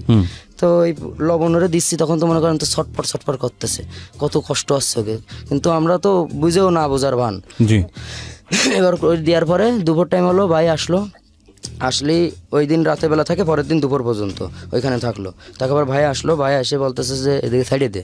এখন সাইডে দিলাম, পাই মনে করেন ওরা হাঁটতে চলতে পারতেছে না, ওকে 3টার ভ্যানে উঠে দিলাম, ওকে বাড়ি ছিল ধোয়া দিই, বললাম ওকে যে ওই ভাই টাকা দিয়ে দিল ভ্যানালারে, যে ওকে বাড়ি পৌঁছে দিস। এখন ওই তো সময় ছাড়লেন, পরবর্তীতে আপনাদের কোনো অসুবিধা হলো না? না আমাদের ওই ক্ষেত্রে মনে করেন যে তখন মানে হরতাল হতো, ভাই মনে করেন গেলে পুলিশ টুলিশ লাগতো না, ভাই আমাদের নিয়ে যেত 3-4 গাড়ি প্রাইভেট নিয়ে ও মোড়ে রেখে সবাই অস্ত্রপাতি আর ফায়ার সার্ভিসদের গরম পানি মনে করেন নিয়ে রাখতে বলতো, যদি কেউ ওঠে তো মনে করেন গরম পানি মারা। মানে আপনারা পুরো এলাকা কন্ট্রোল করতেন, যাতে মানুষের চলাচলে কোনো বিঘ্ন না হয়? না কোনো গাড়ি ঘোড়া কোনো কিছু বন্ধ থাকবে না, সবকিছু চলবে। ভাইয়ের কথা ছিল, মানে এমপি যেটা বলতো সেটাই মনে করেন ভাই করতো, এটাই হচ্ছে কথা। তো মানে এরপর ভাই ওই জায়গাটায় একটা লোক, মানে ওই সামাদ যে ডাইন হাত, সে একটা মেয়ের সঙ্গে সম্পর্ক করে, সে আর একজনের ওয়াইফ, ঠিক আছে, আরেকজনের ওয়াইফের সঙ্গে পরকীয়া করে। তো সে মেয়েটাও কিন্তু তার সঙ্গে কিন্তু অনেক মানে বেরোয় আসবে এরকম একটা অবস্থা। তো সেও একটা নেতা, তো তাকে মনে করেন যে সে মেয়েটা বলতেছে যে তুমি কি আমার সাথে চলে আসবা, তা বলতেছে হ্যাঁ আমি চলে আসবো। তা বলতেছে তাহলে আজকে তোমার আমরা নিতে আসতেছি। এখন মনে করেন সেই বেঙ্গল গেটে গেছি, যে ওরা মনে করেন যে ও বেরোয় আসতেছে, এখন ওর হাজব্যান্ড আরও ছেলেপেলে নিয়ে রয়েছে। আমরা গেছিলাম প্রায় 60 থেকে 70 জন, যে মনে করেন যে ওইখানে যে কাঞ্চি, সে মেয়েটা না ছিল কাঞ্চি ব্যাপারে মনে করেন প্রাইভেটে উঠে। এর মধ্যে সেই ওর হাজব্যান্ড আসলে হাজব্যান্ডের ওই সামাদ ভাই মারলো, মাইরে পাওমা ভেঙে দিল, দিয়ে আর ওর যে ছেলে ফেলে ছিল সব করার মনে করেন মাইরে ওই জায়গাটায় থিয়ে দিল, মানে ওই এমনি পিটাপিটি করে আর কি রেখে ওরে নিয়ে চলে আসলো। এসে শিমুল ভাইয়ের কাছে গেল, ভাই আমি এর ভালোবাসি। শিমুল ভাই আবার এই জিনিসটা ওরে বললো কি যে এটা করা তোমার ঠিক হয়নি, সে তো আর একজনের বউ, তুমি এমনি একটা অবিবাহিত, তুমি মেয়েরে নিয়ে আসতে, আমি তোমার বিয়ে দিয়ে দিতাম। কিন্তু ভাইয়ের সঙ্গে একটু মনোদ্বন্দ্ব হয়ে গেল। ও ওকে, তো পুরোটাই সিনেমা শুনতেছি, মনে হচ্ছে সিনেমা দেখতেছি চোখের সামনে। ইনফ্যাক্ট এই সামাদ ভাই তো মনে করেন যে ওর ডাইনাথ, সামাদ ভাই তো কম বেশি, সামাদ ভাইয়েরও তো সবাই কম বেশি চেনে। হ্যাঁ, এখন সামাদ ভাই বলতেছে ভাই আমি আপনারা সাইডে দিতে পারি, কিন্তু মনে করেন এরে আমি সাটি পারবো না, এই ধরনের কথা বলে গেল। তখন কিন্তু শিমুল ভাই একটু মনে করেন ওর প্রতি একটু রাগ হলো, তা বললো কাছে তুই যা ভালো প্রতিষ্ঠা করি। এখন ও আমার কাছে কি যে চল দিন এর, আমি তখন রনি আমার বলতেছে না আমরা যাবো না, যে ও যা পারে করুক গে, ভাই যে জায়গা না বলিতেছে সে জায়গা তো আমরা যাতে পারি না, সে জায়গায় বাইরে অনুমতি থাকতো তালি যেতাম। ও কিটা আমরা গাছের আগায় পানি ডাললে হবে না ভাই, আমাকে গুড়ায় থাকতে হবে, ঠিক আছে। আমি বললাম কি ভাই আপনি যান, পরবর্তীতে দিয়ে মানে একটা বুঝ দিয়ে ওরে ভাড়াই দিলাম, দিলি মিলনোর সাথে, যে মিলনোর সাথে সবসময় থাকে সে যাচ্ছে না, তাহলে আমরা কি জন্যই যাবো? আচ্ছা, মানে টানাত বা আমাদের এক হাত হচ্ছে মিলন, এক হাত হচ্ছে সামাদ। হ্যাঁ, সে সামাদ মিলন যাচ্ছে না, আমি তো আমার তো যাওয়ার কোনো প্রশ্নই আসে না। এখন সে মনে করেন যে ওইখানে গিয়ে একটা হসপিটালে পাশে একটা বাসা ভাড়া নিয়ে ওইখানে থাকলো। এখন ভাই ওরা ফোন দিয়েছে শিমুল ভাই, যে বলতেছে সামাদ তুমি একটু অফিসে আসো। তা বলতেছে ভাই আমার এখন আসার সময় নেই, আমি একটু ব্যস্ত আছি, আমি ট্রেনে একটু বেড়াতে যাবো খুলনায়। তো বলতেছে তুই আমার কাছে আসার সময় নেই, যে আমার সবসময় বস করে মানে ডাকের আগে বস, সে সামাদ আমার কাছে আসার সময় নেই, ভালো কথা। এখন ওই জায়গাতে ও থাকতে পারলো না, বাসাওয়ালারে শিমুল ভাই বলে দিল ওকে যেন বাসায় রাখা হয় না, বাসাতে নেমে দিয়েছে। দেওয়ার পর হলের পাশে একটা দৈনিক পূর্বাঞ্চল যে পেপারটা নিচতলায় হয়, দোতলায় একটা বাসা ছিল, ওই দোতলায় বাসায় ও থাকতো। তো ওইখানে একটা লোক রে ও চাকরি দিবে বলে, ওর বউ খারাপ লোক ছিল, বেশি ভালো লোক ছিল না, বা ট্যাবলেট খাতো, নেশা করতো ওর বউ। তো ওর ওই লোকটা টাকা সেও একটা মেয়ে ছিল, যে সে মেয়েটা হচ্ছে কলগাট ছিল, তো সে তারা বিদেশ পাঠানোর নাম করে মনে করেন অনেক টাকা এনেছে ওর কাছ থেকে। তো ওর তো পাঠাবে না, ওর কাছে তো টাকা এনেছে, টাকা নেওয়ার পরে ওরে তাহলে কী করতে হবে, ও যখন প্রতিদিন এসে ঝামেলা করতো, ও শিমুল বাইরে এসে বললো ওই মহিলা যে ভাই আপনার লোক আমার কাছ থেকে এত টাকা এনেছে, তার কাছে ওর কথা আমার সামনে বলবা না, তুমি দিছাও, তুমি তো আমার বলে দাওনি, তুমি তোমার মতো করে নাও ওকে।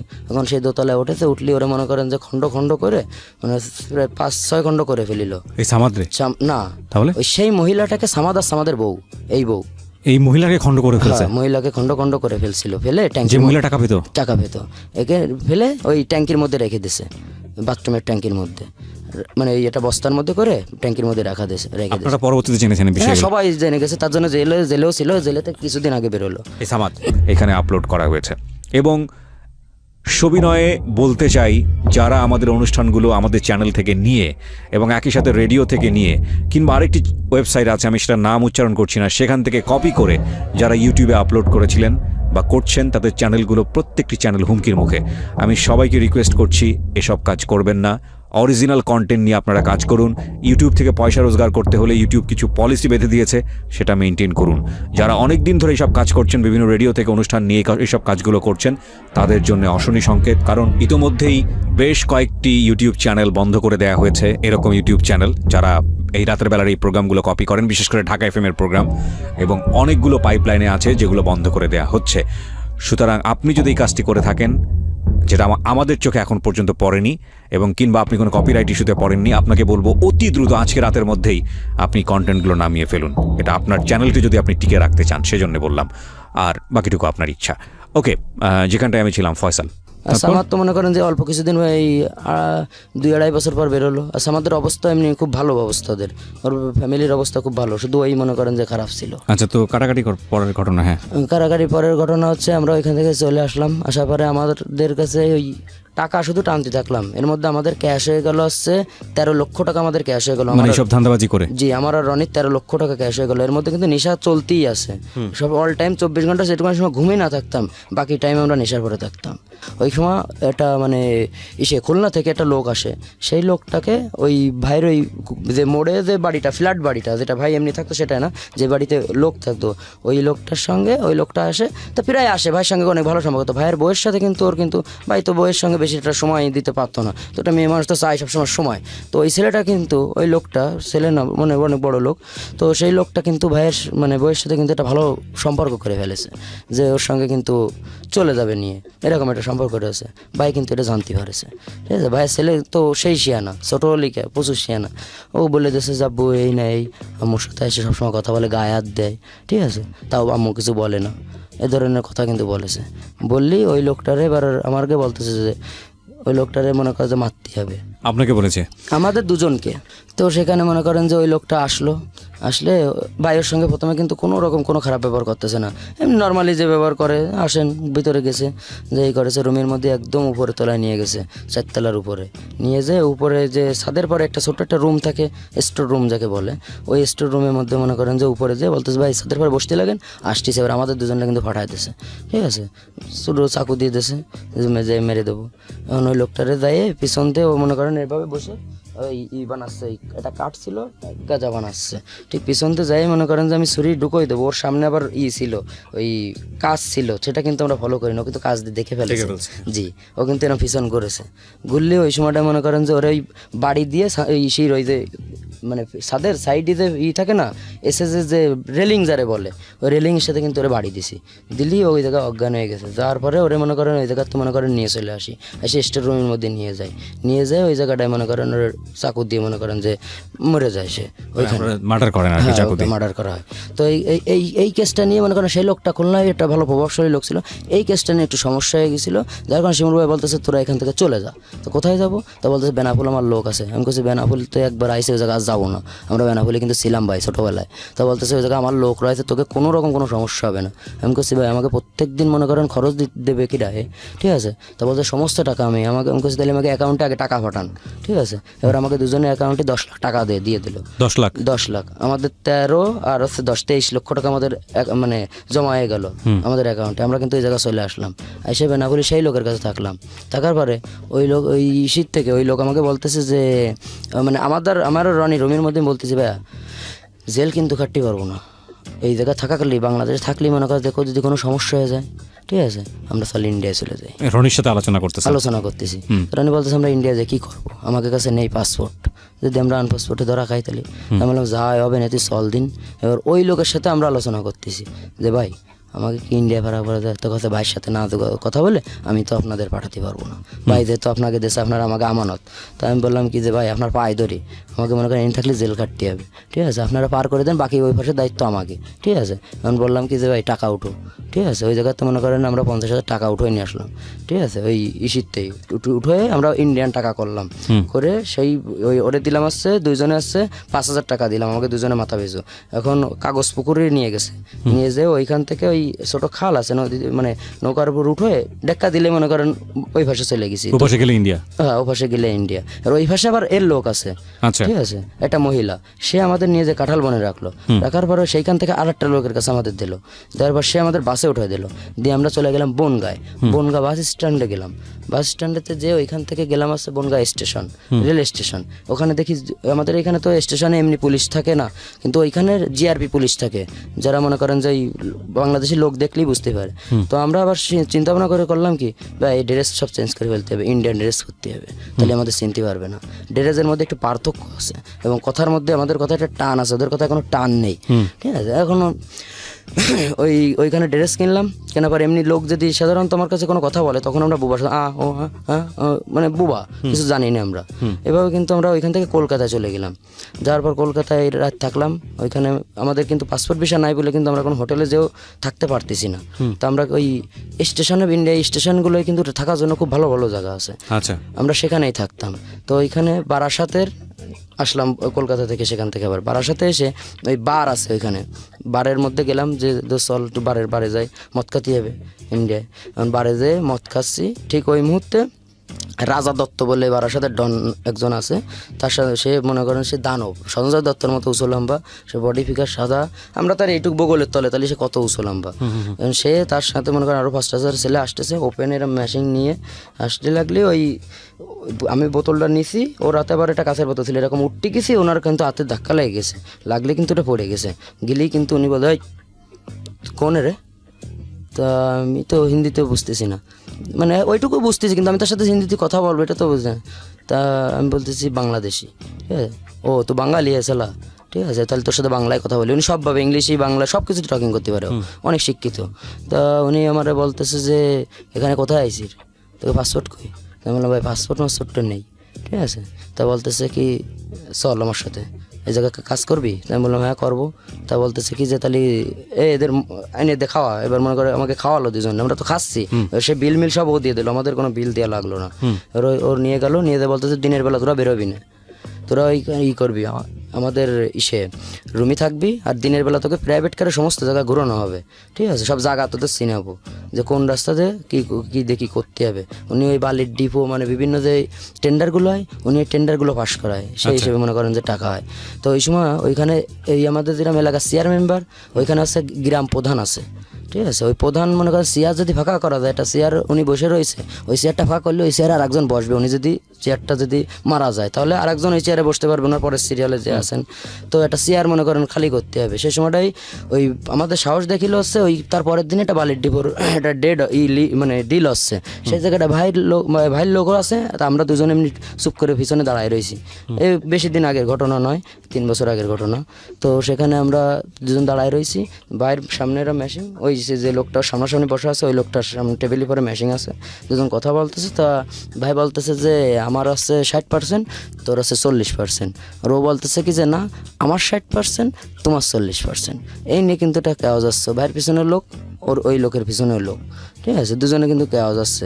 এবারে 1-2 কথা মনে করেন করছে, তাহলে তোর কিন্তু মানে একটু হবে না, তুই যে বেশি করিস একটু হবে না, এই যে বলেছে ভাই, বললি ও একটু চেতে গেছে, বাইরে ওই থেকে মেশিন নিয়েই কিন্তু ওরে মনে করেন গাড়ি লোড দিয়েছিল, ঠেকাই দিয়ে মনে করেন জেড়ে দিছি আমি।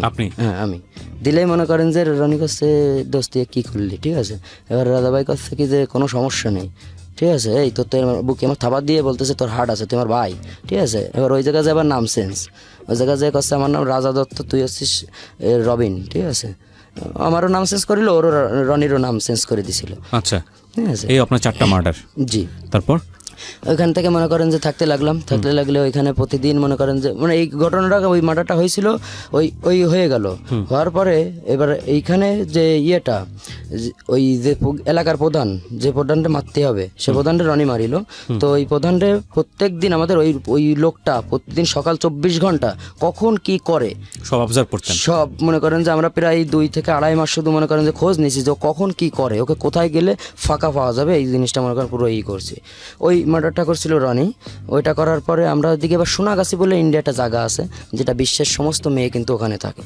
তো আমরা কিন্তু সবসময়ের জন্য কিন্তু ভাই ওইখানে নিয়ে যেত। ওখানে পুলিশ প্রশাসন ওপেনলি, তো ওখানে কোনো সব ফ্রি, কোনো সমস্যা নেই, সবাই একসঙ্গে করতে পারে। তো ভাই মনে করেন নিয়ে যেত যে যাও কোনো সমস্যা নেই, ওই যে সর্দার ওরা বলে দিত যে এই আমার ছোটো ভাইরা এরা এরা খুশি তার কাছে যাবে, সেই রুমই যাবে।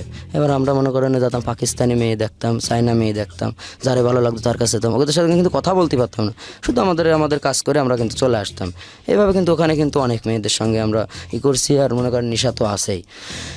কিছুদিন পরে দেখুন ওই মার্ডারটা হওয়ার পরে, রনি মার্ডারটা করলো, মারার পরে এবার আমরা করলাম ভাই আমরা চল আবার বাংলাদেশ চলে যাব, ঠিক আছে। ভাই করছে কি যে না তোমরা বাংলাদেশ কেন যাবো, তোমাকে এখানে সব কিছু হবে, ঠিক আছে, তোমাকে সব দিয়ে দেবো। তাই বললাম কি ওই জায়গায় ঘরে ঘরে এলো পার্টি করে, আমাকে বাংলাদেশের মতো না, প্রত্যেক ঘরে অস্ত্র আছে, সবাই পার্টি করে ঘরে ঘরে ওখানে। হ্যাঁ, এমন বললাম কি এর সাথে থাকে তোমার কাছে জীবন দেবে কিটা, 5টা পুলিশ মার্ডার করে ফেললো ওই সময়ের মধ্যে। হ্যাঁ, রাধা দত্ত মানে রাধাদা, মানে সিম্পল এসে দাঁড়াইছে ভাই, সাত দোকানে চা খাচ্ছে, সিম্পল এসে দাঁড়াইছে। আসলে মনে করেন ও তো বুঝতে পারিনি ভাই পুলিশ, সেটা মানে গেট মনে করেন যে গুলির মেরে দিয়েছে 5টা পুলিশ। সেই দিন মনে করেন ভাই অঙ্কশিরানি দোষ, এই জায়গায় আর থাকা যাবে না, আমাকে কিন্তু মনে করেন শেরপুরি আসতেছে, ঠিক আছে, এই জায়গাতে চল। এবার ওই দিনকে আবার রাত্রেবেলা আমরা বিলাকে আবার কিন্তু পার হই। আচ্ছা, বাংলাদেশে ব্যাক করেন? বাংলাদেশে বেনাপোলে। হ্যাঁ, ব্যাক করার পরে আমরা যখন পার হব ঠিক ওই মুহূর্তে আমরা ধরা খাই যাই বিএসএফ এর কাছে। বিএসএফ এর কাছে? আচ্ছা, বিএসএফ এর কাছে আমরা বাংলাদেশ পৌঁছে পারিনি একদম, মানে শুধু ওই ইসে উঠবো, ওই নৌকা এটায় উঠলে আমরা পার হয়ে যাবো। ঠিক তখনই মনে করেন যে আমরা ধরা খেয়ে যাই। গেলে আমরা ও তো জানে না যে আমরা ওই জায়গার না, আমাদের শুধু কেস দিয়ে দিলো, আমাদের ধরে নিয়ে ভিতরে নিয়ে আমাদের মারিল না। তো এমনি বললো কি যে তোমাকে পাসপোর্ট, আমি বললাম পাসপোর্ট থাকলে তো এই ফার্স্ট আসছে না, তাহলে তো এই ফার্স্ট আমরা গরিব মানুষ কাজ কাম করতে গেছিলাম, এদিকে এইসব বললাম। কিন্তু ওরা তো জানে না ওইগুলো। ওরা কি করলো, ওরা আমাদের নামে একটা কেস দিয়ে দিল, আনপাসপোর্টের কেস, ঠিক আছে। এই কেসটা দেওয়ার পর আমাদের বনগা জেলে ট্রান্সফার করলো। ওইখান থেকে আমাদের 14 দিন পর 3টা কোর্ট আমাদের নিয়ে গেছিলো। প্রথম কোর্ট মনে করেন যে নিয়ে যাওয়ার পরে জেলে যেদিন ওই জায়গায় ঢুকাবে তখন অনেকে ভয় দিচ্ছে যে এর মধ্যে তোকে গা আঠিভাবে, থালমাটি মাজাবে, কাজ করাবে। তো প্রথম দিন যে কিন্তু কাজ করিলাম, জেলমেল পরিষ্কার এইসব কাজ দিয়ে নতুন ইন্ডিয়াতে? জি, আচ্ছা, ইন্ডিয়ার বনগা জেলে, সাব জেলে। তো মনে করেন যে ওইখানে যাওয়ার পর 8 দিন 9 দিন পরে আমার রুম, যে রুমে আমাদের দিছিল, ওই রুমে যে রাইটার, একটা জেলে কিন্তু পুলিশরা কিন্তু কন্ট্রোল করে না, কন্ট্রোল কিন্তু আসামিরাই করে। প্রত্যেকটা রুমে একটা করে মেট থাকে, একটা করে রাইটার থাকে, এরাও আসামি, ওদের ইনকাম সোর্স ওইখানে। প্রত্যেকটা মনে করেন যে ওদের কাজ দেওয়ার দায়িত্ব, সময় রাত্রেবেলা নাইট ডিউটি, এগুলো না দিলে যদি না করো তাহলে ওদের টাকা দিতে হবে, তাহলে বিড়ি সিগারেট দিতে হবে, তাহলে তোমার দিয়ে করাবে না, অন্য লোকদের করাবে। আর প্রত্যেক দিন তো লোক আসা যাওয়া হয়, জেলখানা, কবরস্থান, হসপিটাল, এই প্রত্যেক দিন লোক আসা যাওয়া হয়। তো সেখানে মনে করেন যে 9 দিন পরে উনি ওই নাম লিখতে হয় প্রত্যেকদিন, 101 জন, 2 জন, 96, 95, আর দিনই 6 বার গুনতি দিতে হয় জেলখানার মধ্যে। ওই গুনতি মিলেই রাইটারের কাজ আছে এইটা। তো আমি কিন্তু ওই লোকের পাশে বসে বসে কিন্তু এগুলো কিন্তু শিখে ফেলেছি। আর আমি অল্প পড়লেও আমার হাতের লেখাটা খুব সুন্দর, ঠিক আছে। তো আমি ওই বলতেছি যে ভাই তুমি এটা পারবা? তো আমি বলতেছি হ্যাঁ ভাই আমি পারবো, আপনার রিলিজ হয়ে যাচ্ছে, তা আপনি যদি আমার দিয়ে যান তাহলে আমি কিন্তু করতে পারবো। এখন আমি ওই জায়গায় কিন্তু এইটা করা শুরু করেছি, রাইটার হয়ে গেলাম। এবার আমাদের কিন্তু কোনো কিছু সমস্যা আসছে না, আমি প্রত্যেকদিন ওই জায়গায় ওই জেলখানার মধ্যে থাকাকালীন ইনকাম শুরু করে দিছি। এরপরে যে বাড়ি থেকে কোনো আসামিটা দেখতে গেলে ইন্টারভিউ যেটা বলে, ওই ইন্টারভিউ এখানে দিতে গেলে সপ্তাহে 1 দিন ফ্রি, বাকি টাইম গেলে 200 করে টাকা দিতে হয়, কোনো খাবার দিতে গেলে আলাদা টাকা দিতে হয়। এসব মনে করেন ওই পুলিশটা মনে করেন ডাইরেক্টলি টাকা নেয় না, কিন্তু ওই আসামিদের নিয়ে ওই গেটের দায়িত্ব মনে করেন আমি পেয়ে গেলাম। ওই কাজগুলো করতে করতে এখান থেকে আমাদের 3 কোর্ট 3 14 42 দিন পর আমাদের সাজা দিয়ে দেয় 1 মাস, ওই 185 দিন, 6 মাস 5 দিন আমাদের সাজা হয়। ওইখান থেকে সাজা দেওয়ার পর আর সাব জেলে রাখে না। তো জেলার আমাকে ডেকে বলছিল কি যে ওইখানে রবিন নাম ছিল, তো বললো যে রবিন তুমি যে এখানে থাকবা নাকি সেন্ট্রাল জেলে যাবা, যদি এখানে তুমি ভালো আছো, সেন্ট্রাল জেল কিন্তু আরও অনেক কষ্টের, ওখানে কিন্তু এখানে অল্প মানুষ আর ওখানে অনেক বেশি মানুষ। তাই আমি বললাম কি যে আমি যেতে যখন হবে তা আগে যাই গাড়ি ধরি, কারণ আরপি হওয়ার পর আবার বসে থাকতে বাংলাদেশ সরকারের কাছে আমাকে ছবি আসবে, তিনি সিল দেবে, তারপর গাড়ি দেবে, তারপর আমাদের আসতে হবে, ঠিক আছে। তো আমি বললাম আগে থেকেই আমরা যাই। দমদম জেলে আমরা গেলাম, দমদম সেন্ট্রাল জেল। সেইখানে যখন গেলাম যার সঙ্গে সঙ্গে ওই ওর যার কেউ নেই তার তো আল্লাহ আসে, যে কোনো দিক দিয়ে আমাকে মনে করেন সবসময় যে কোনো একটা ওসিলা দিয়েই দিছে। যে গেছি আমদানি রুম, প্রথম যখন জেলের মধ্যে ঢোকায় প্রথম আমদানি রুমেই রাখে। তা আমদানি রুম কি, সেখানে গুলজার ভাই, তিনি 236টা মার্ডারের আসামি ছিলেন। গুলজার ভাই কি বাংলাদেশি? না, তিনি ইন্ডিয়ান লোক। 236টা মানে মার্ডারের আসামি ছিলেন, মানে পুরো